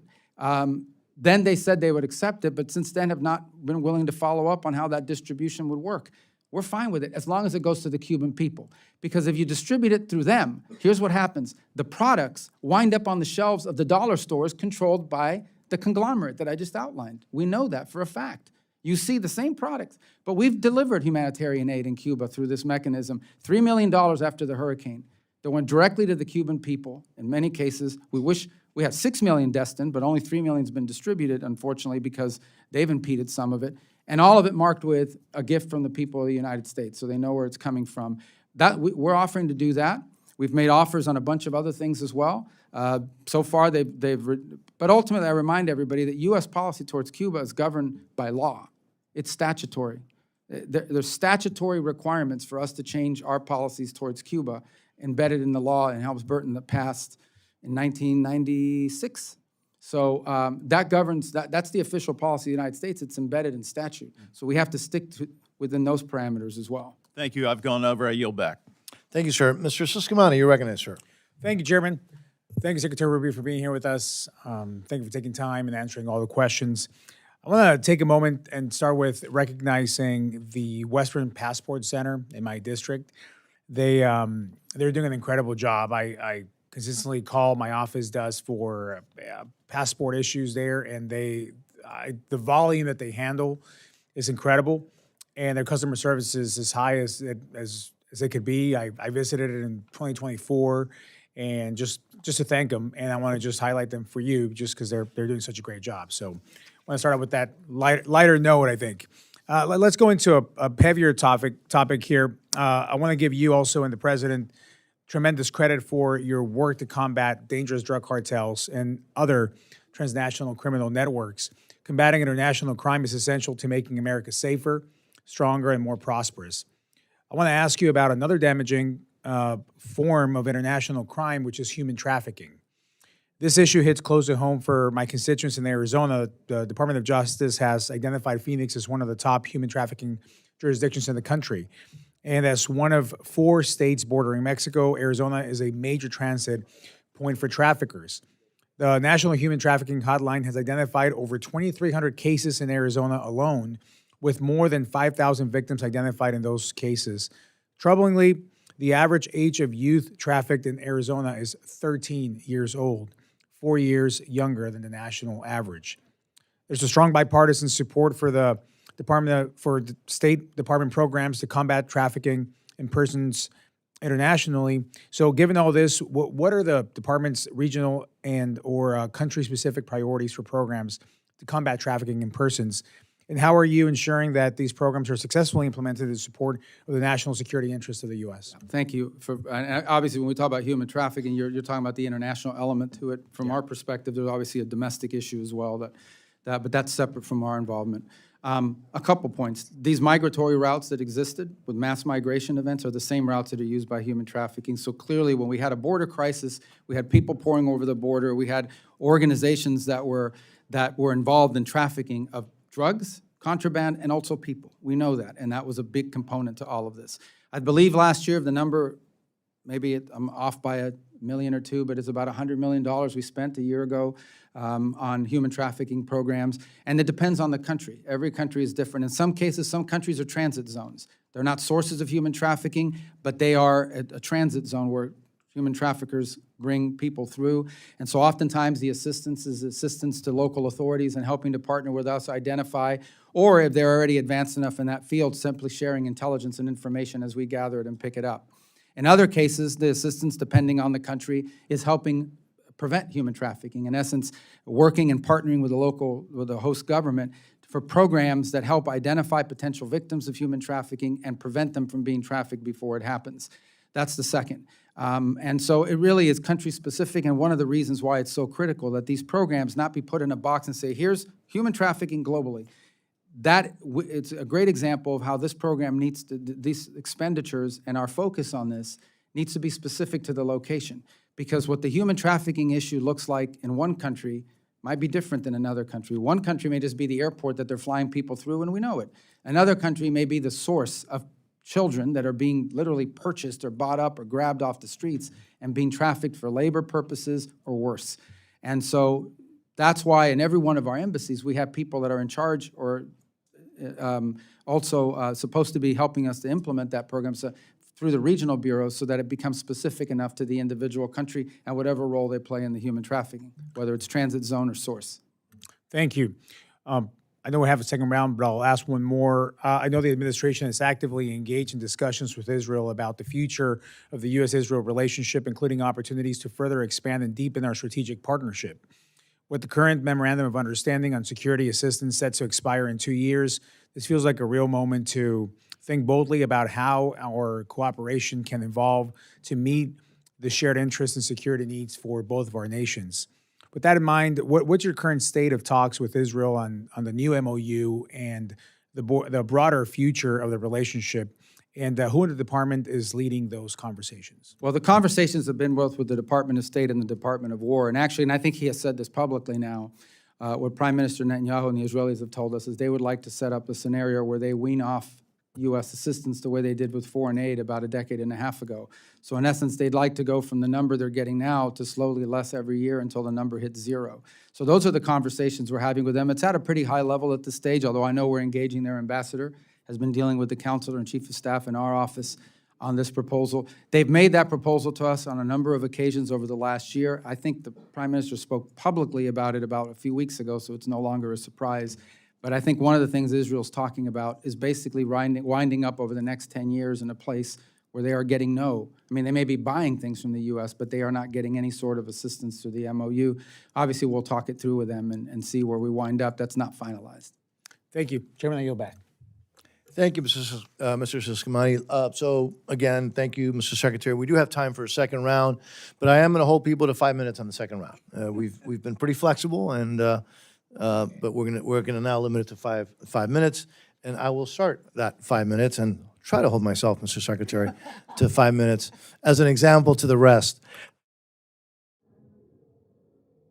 I mentioned in my opening remarks, and you've heard it before, that I just returned from a trip to South America.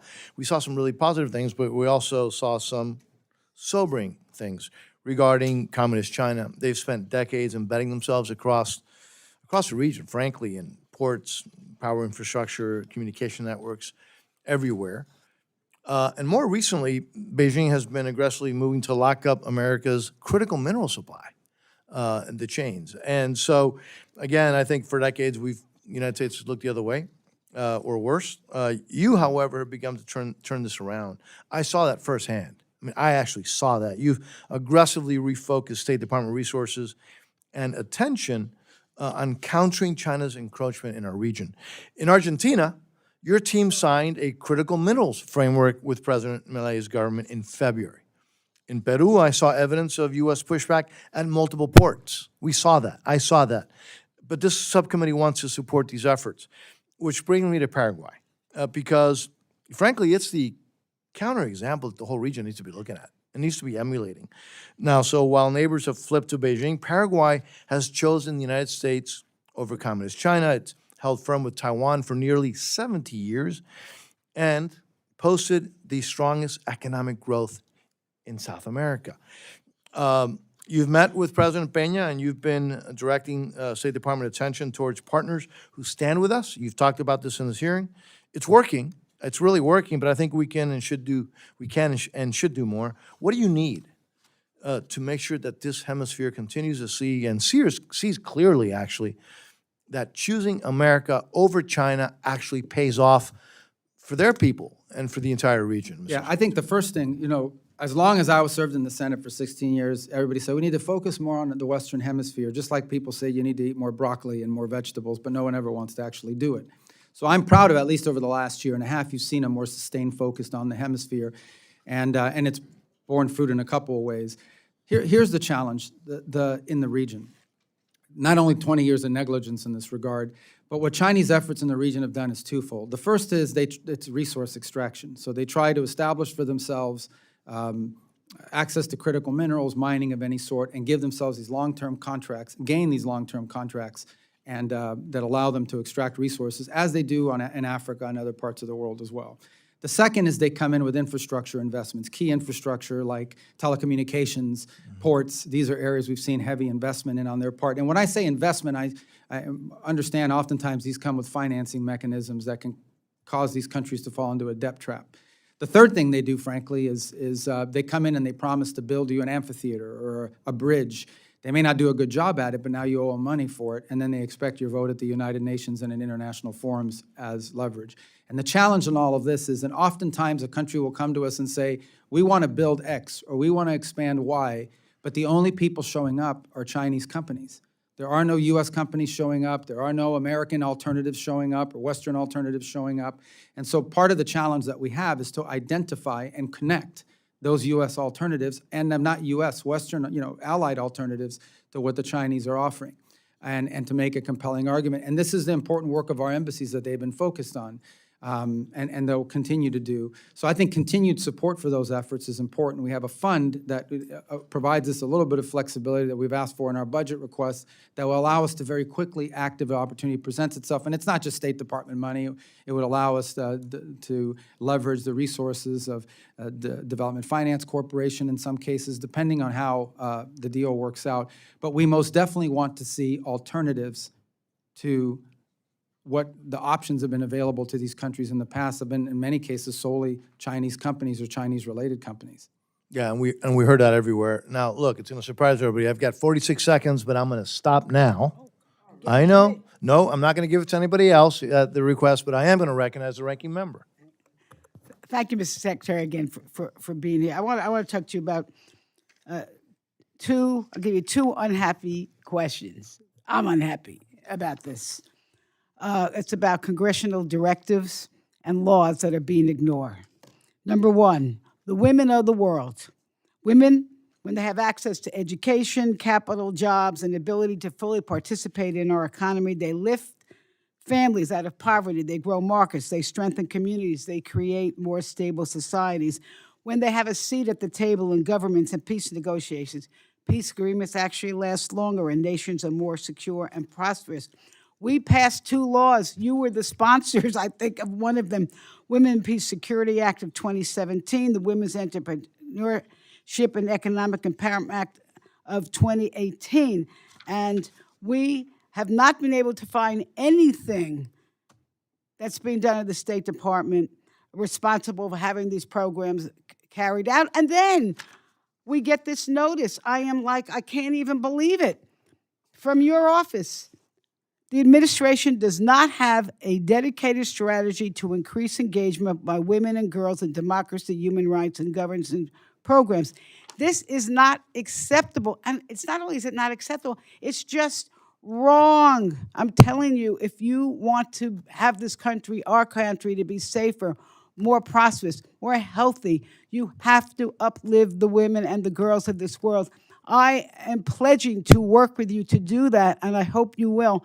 I want to go on to another point, which is Gavi.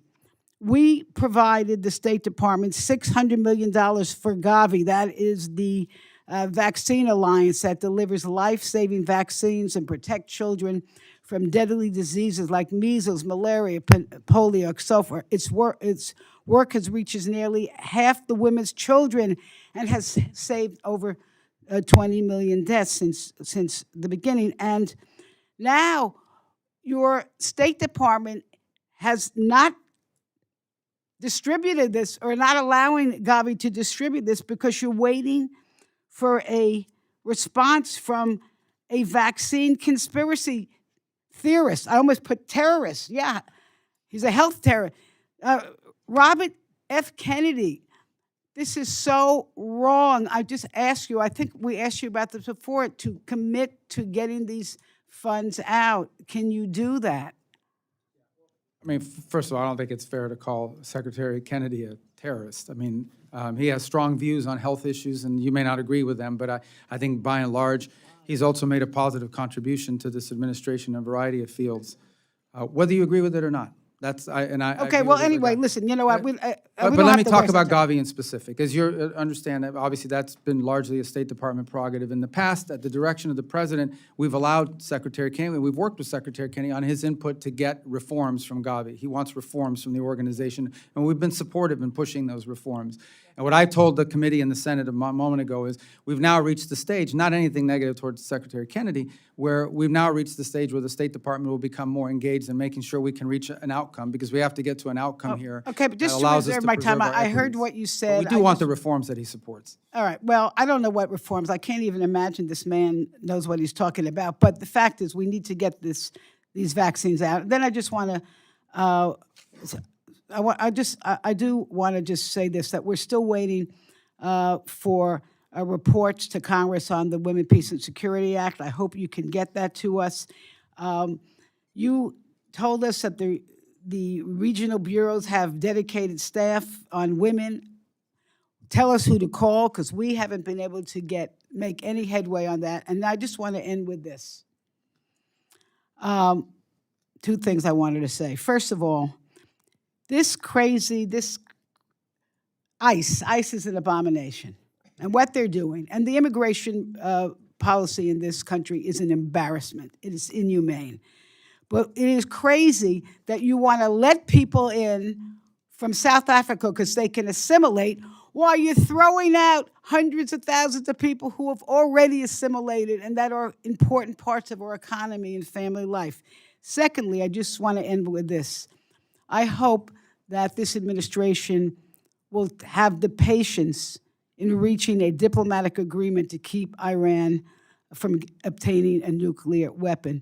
But a trade-off should not be giving them the ability to fund proxy terrorists. And with that, I thank you again for being here, and I yield back. Thank you, and you did. Mr. Edwards. Thank you again, Secretary Rubio. We appreciate that you've had an intense day up here on Capitol Hill, and that More intense here than the Senate, I'll tell you that. and that you've been here to share your thoughts, your philosophies, and you've been so transparent with this subcommittee, even where there are obviously some places that we don't agree. But I again can't tell you how much I appreciate the focus of the administration abroad. With that, I've just got one question, fairly short. The U.S. Foundation for Natural Security and Counterterrorism was passed into law as the U.S. Foundation for International Conservation at the end of 2024. And as you know, this foundation was created with the understanding that mismanaged, impoverished, and protected areas across the globe can become safe havens for transnational organized crime, drug cartels, and terrorist networks, all core principles that would fit under the America First agenda. However, funds for the foundation, now under the purview of the State Department, have not been launched, and the funding is frozen. And because the foundation's 2-to-1 private-public match, there's about $600 million that could be stabilizing East Africa and the Sahel region, cracking down on illegal Chinese fishing, stopping cartel-driven deforestation in the Amazon with protected area enforcement. Is this foundation something that you're committed to? And if so, what would need to happen for that to become activated and for the funding to be released? Well, you may correct me if I'm wrong. I think the foundation depends on some appointments that need to happen to there's a governing structure to it that has both presidential and congressional appointments. I think those have not happened yet. And I know that's probably taken longer as a supporter than you would want it to see happen in others. We can't really activate this until it's stood up, and right now it just hasn't been, the governing structure of it is not in place for a variety of reasons. I would imagine part of it is the change in administration with so much going on. We just haven't gotten to the point where we've gotten, I don't believe we have the congressional appointments either on that. I may be wrong about that, but I don't believe so as well. So let me get back to you on where we stand on these appointments, because having that governing structure in place is what's necessary in order for it to be deployed. I can tell you I've heard a lot about it. It has strong supporters in both the House and Senate in both parties. If I'm not mistaken, I think Senator Graham was involved in this effort in the Senate along with Senator Coons, and I'm not sure who the sponsors were on this side. So we've had numerous inquiries, but we've got to get those appointments before we can activate it. All right, thank you. We'll follow up as well. I yield. Thank you. Ranking Member DeLauro. Thank you, Mr. Chairman. Mr. Secretary, we're currently in the midst of a significant outbreak of a type of Ebola that has no authorized treatment or vaccine. The outbreak is occurring in a region of the world that really is highly insecure, and in the wake of the administration's withdrawal from the World Health Organization, the dismantling of USAID, and the State Department's restructuring of global health engagements, impacting the Centers for Disease Control and Prevention. It is now my understanding that the State Department is now rushing millions of dollars for the response. I would have preferred for funding to be spent on preparedness and detection, just as you outlined in your global health strategy. But here we are, with a growing case counts and people dying. In 2014, in an op-ed, you wrote that it was, quote, inexcusable, end quote, that no senior official had been designated to lead the U.S. Ebola response under President Obama. And today, there is no single designated lead.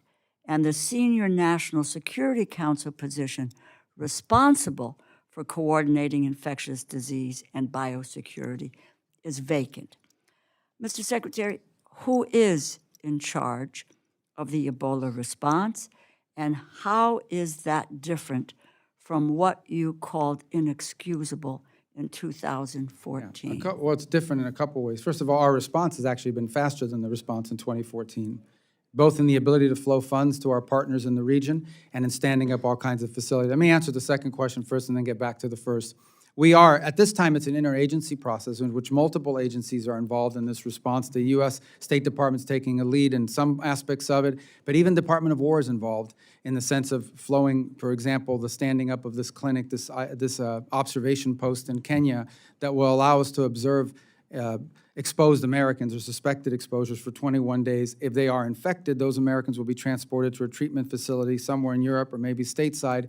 If after 21 days they're not infected, they continue home. We're standing up that facility. But we flowed, I believe, well over $200 million to partners in this response. This is not a scramble. This is something that broke out in a rural area of a war-torn country and was underreported for over a month.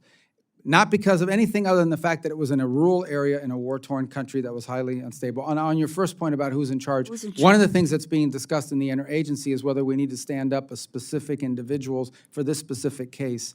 And that's been proposed. There are a couple people being considered. I don't want to use the term Ebola czar, but someone with the qualifications to sort of serve full-time in the coordination of the interagency. In the interim, the interagency has a daily meeting on this, and we at the State Department have a task force 24/7 on it as well. But it would be in keeping with what you talked about in 2014, to have a single person in charge. It's always better to have a point person, I think you would agree. Well, that is ultimately, you're leading the trying to charge, coordinate working multiple with the agencies. Yeah. Because it has to be interagency, but there is one person who is coordinating them, and the information flows through. So apparently you are thinking about doing that. I think it would be sooner than later, and I would just say that I think in the wake of withdrawing from World Health and dismantling of USAID, I think it has put us in a position of really trying to play catch up in this because we should have learned from 2014. Let me just, last year you testified that, quote, "no children are dying on my watch," end quote. Due to the termination of USAID, it has been estimated that the total number of additional child deaths is more than 500,000. While we'll never know the exact number of deaths, I believe that there have been additional child deaths from diarrhea, from malnutrition, from pneumonia, from malaria, and HIV.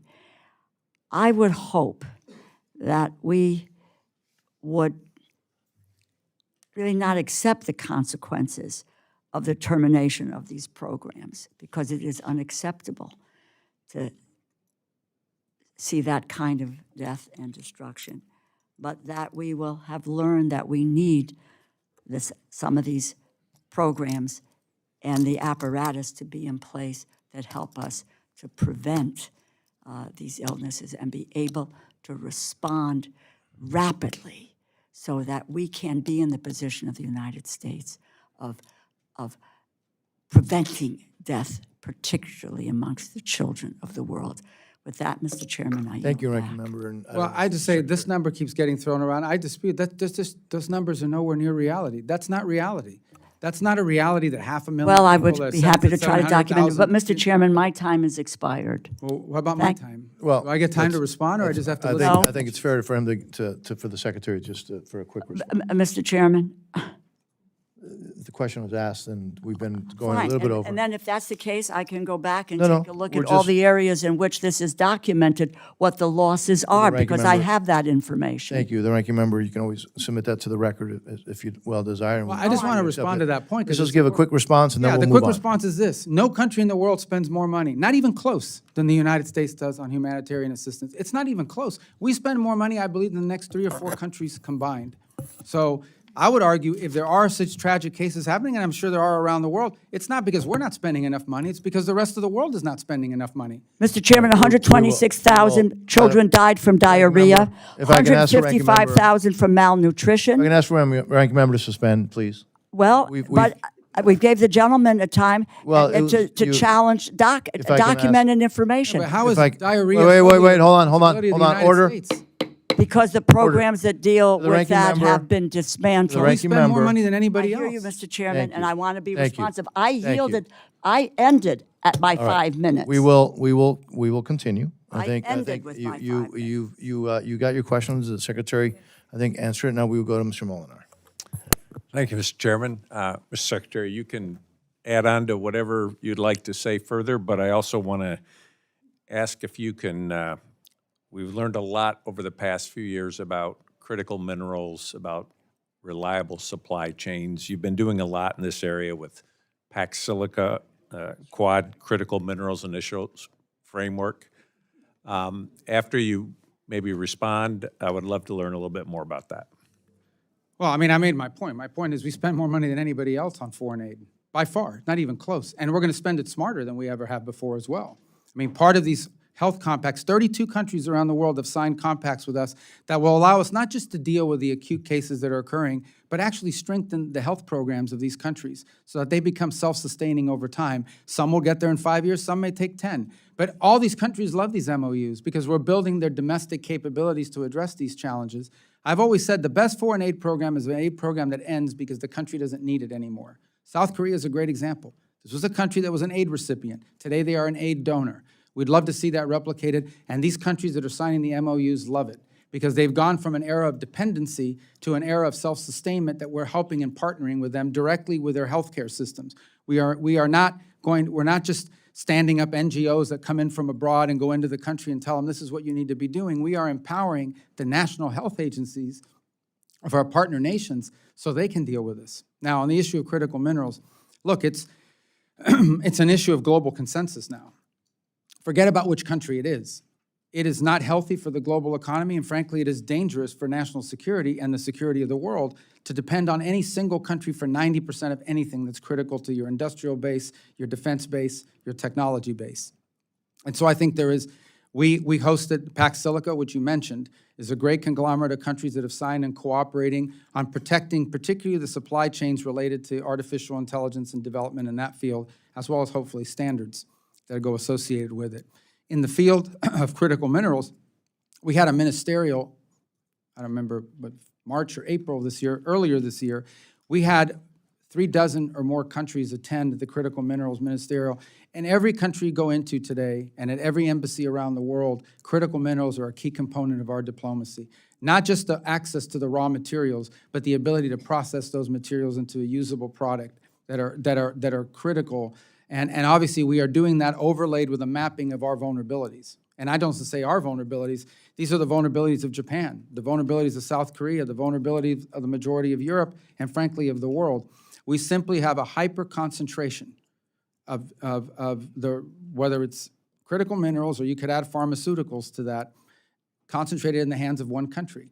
And it leaves us dangerously dependent and cannot continue. And dangerously dependent because you can be cut off in a crisis, you can be cut off in a contingency in which they use it against you for leverage.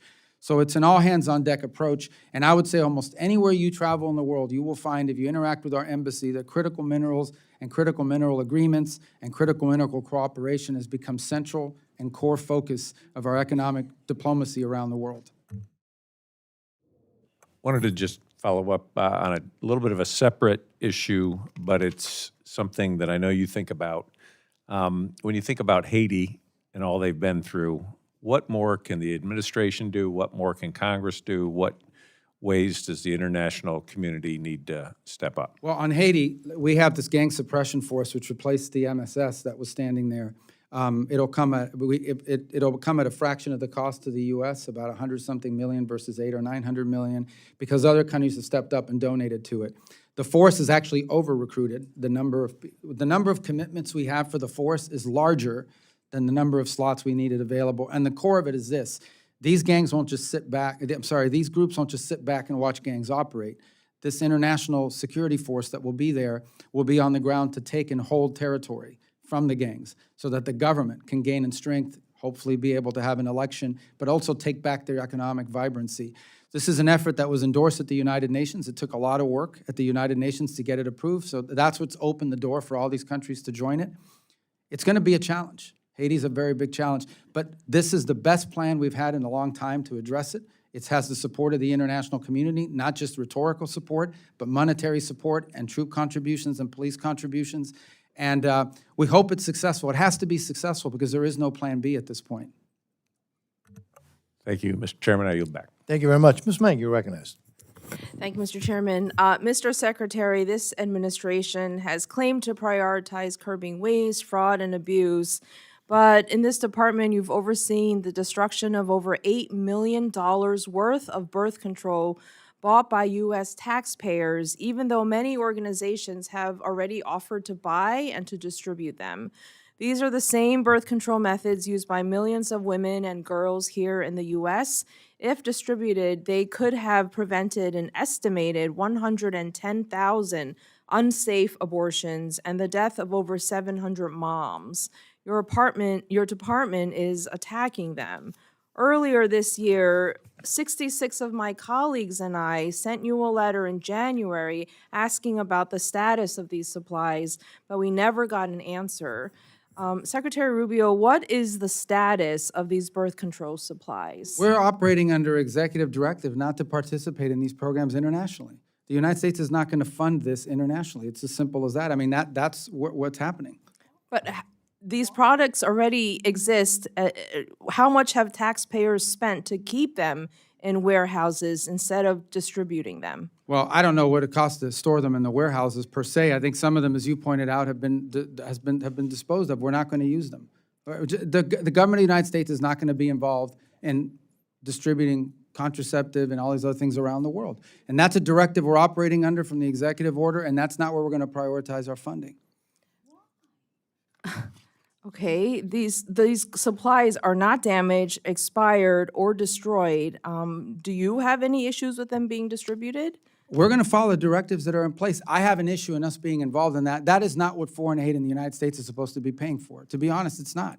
Foreign aid of the United States should be to advance the national interest of our country, and that's what we're going to focus our resources on.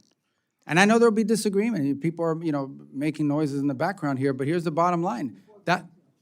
Well, look, at the end of the day, that is the policy of this administration, and we're going to execute on that policy. Our foreign aid is going to be about advancing the national interest of the United States. And we don't view that this is in the national interest of the United States. We don't know what core national interest of the U.S. do these programs advance for us. We're not just making noises. We're concerned about preventable deaths and life-saving measures for women, for girls, for... I understand, but this at an internet, again, the United States, there are a lot of worthy causes and worthy endeavors around the world. The United States government is not a charitable not women and organization. girls around the world. No, of course women and girls. And every one of our programs, every one of our programs that have to do with foreign aid, be it our work with the Global Fund, be it our work with PEPFAR, be it our work with these MOUs that we have in place on fund, every single one of these involves, I would say in some cases, more women, girls, and children than they do adult males because of the nature of the aid that we're providing.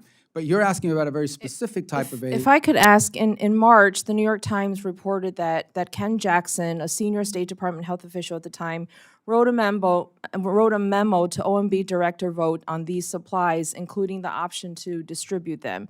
To your knowledge, did Mr. Vogt receive this memo, and did he have anything to do with these decisions? I don't remember that article that you're pointing to or the memo in specific that you're talking about. Do you know if Mr. Vogt had anything to do with the decisions about these Well, we always, supplies? as you guys know, the role that OMB plays, they issue directives on spending to the agencies. That's the role they've always played. That includes in the formulation of the budget we've presented to you. I can't speak specifically about whether he saw that memo or whether someone in his office addressed it. So, I mean, Mr. Secretary, you were here in Congress before. You know that for over 6 decades, in a bipartisan way, the U.S. has supported these international family planning programs.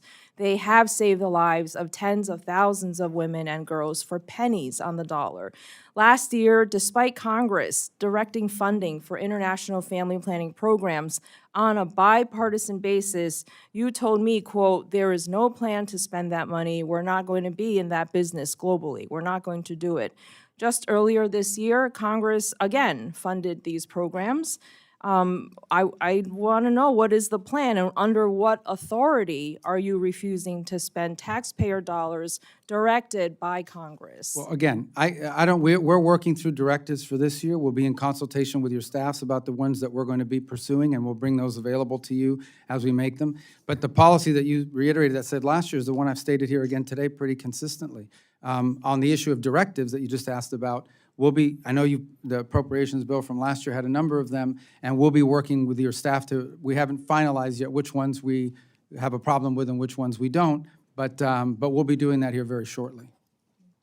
Thank you. I yield back. Thank you. Mr. Alford, you're recognized, sir. Well, thank you once again, Chair. Thank you, Secretary. The first World Cup match in the United States of America, I think, is in 9 days. Team Argentina arrived in Kansas City yesterday.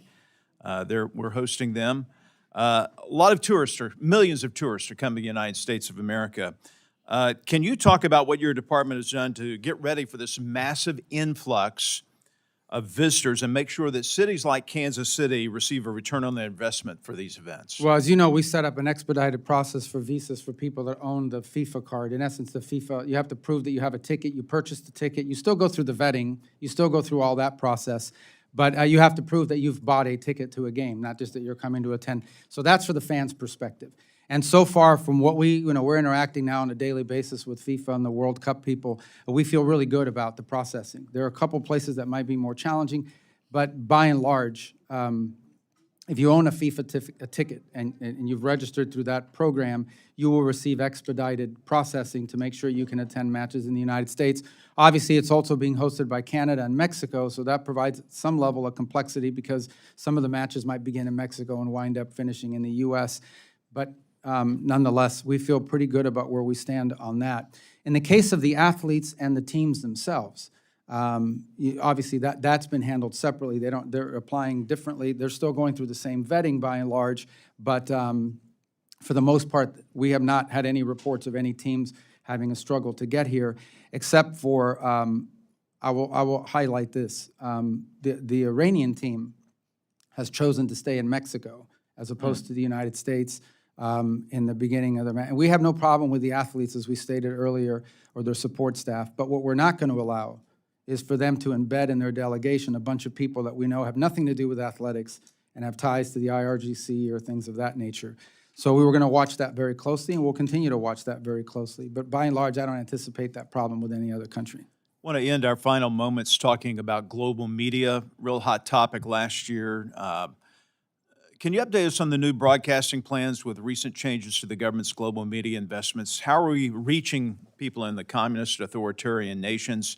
And how have widespread internet outages, for example, in Iran, affected free media from entering into these contested spaces? So while I believe that program is under the jurisdiction of your committee, we don't entirely, that's an ancillary function to the U.S. State Department. Nonetheless, we have great interest in how it works out because it does have an impact on our diplomacy, on our foreign policy. As you highlighted appropriately, that there was actually an internet outage. It's shut down. The internet was completely shut down in Iran until very recently. It was restarted.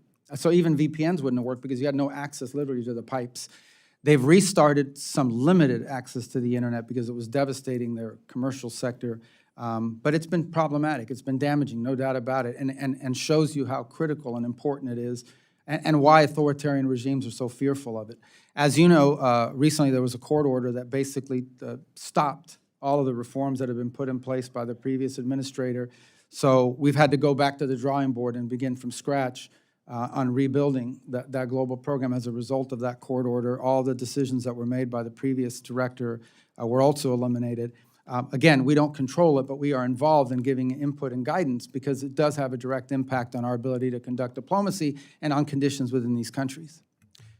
Got a minute 30 left. I want to ask one last question. I'm going to pivot back to Gaza just a bit because there's been some allegations made that maybe we aren't living up to our commitment to this 20-point plan. Is the case, sir, not that having to do with Hamas? Hamas was left in place by the previous administration who tied Bibi Netanyahu's hands, refused to let him finish off Hamas, and now we're still having to deal with these terrorists who keep popping up and threatening the people of Gaza who want to get on with a normal life. I mean, at the core is that the issue with Gaza is that our hope is not just for a peace deal. Our hope is for a complete rebuilding of it in a way that's positive, that gives people economic opportunity and some level of governance for themselves without having to be run by a terrorist organization. And so the key to that is investment and attracting. And there's plenty of interest. As I said, both donor countries in the region, companies that want to be involved in the redevelopment, and good people in charge of sort of envisioning what that would look like. The fundamental challenge at the end of the day will always be that you can get all the pledges you want for assistance in rebuilding. You can get all the interest you want from those who want to go in and be a part of it. No one is going to invest there as long as Hamas is militarized. Because as long as Hamas is militarized, they know that there's going to be a war in the future. There just is, if Hamas remains in place. So the goal now is to demilitarize Hamas. That is the impediment that's holding up the rest of it is still ongoing, all the planning, all the meetings, all of the, but the impediment to actually effectuating many of these other points is that Hamas still refuses to demilitarize. And it's not just us that are frustrated by it. Many of the partner countries in the region that helped put this deal together are frustrated and pressuring Hamas to comply with that requirement as well. Thank you, sir. I yield back. Before I recognize Mr. Subcommittee, I just remind the gentleman that two of those players on the, well, at least two, maybe more, but two that I'm aware of right now, top of my head, who are playing for the Argentina national team, play weekly in Miami, Inter Miami. So anyways, thought I'd mention that. Mr. Subcommittee, you're recognized. Thank you. Mr. Secretary, everyone here on the panel has welcomed you, and thank you for being here. I'm not sure that our welcoming nature is totally reflected on the 60-degree AC setting in this room. It's freezing, at least for an Arizonan or a Floridian. Maybe in the hot seat it's not, but over here it's felt pretty cold.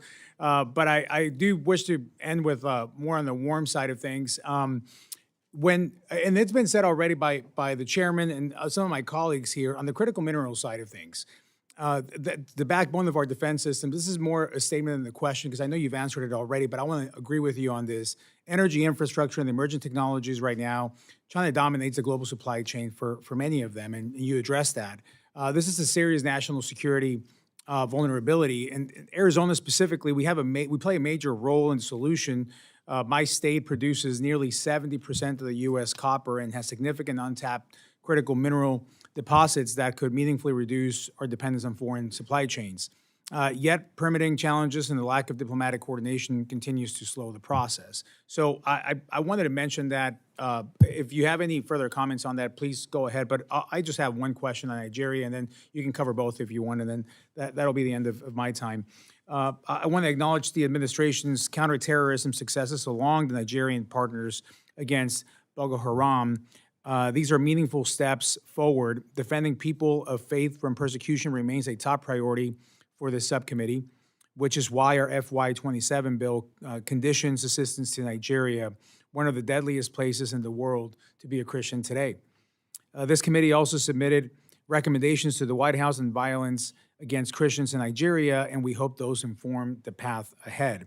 With that in mind, how does the department intend to move forward on this issue, particularly on the atrocities, prevention, and religious freedom protections? Thank you for that. Actually, it's an interesting, not that we were unaware of it, but it was congressional attention to this matter that first brought it to the forefront. Even though we've been monitoring it and watching it for a while, it's members of Congress that really accelerated public attention on the plight of Christians in Nigeria.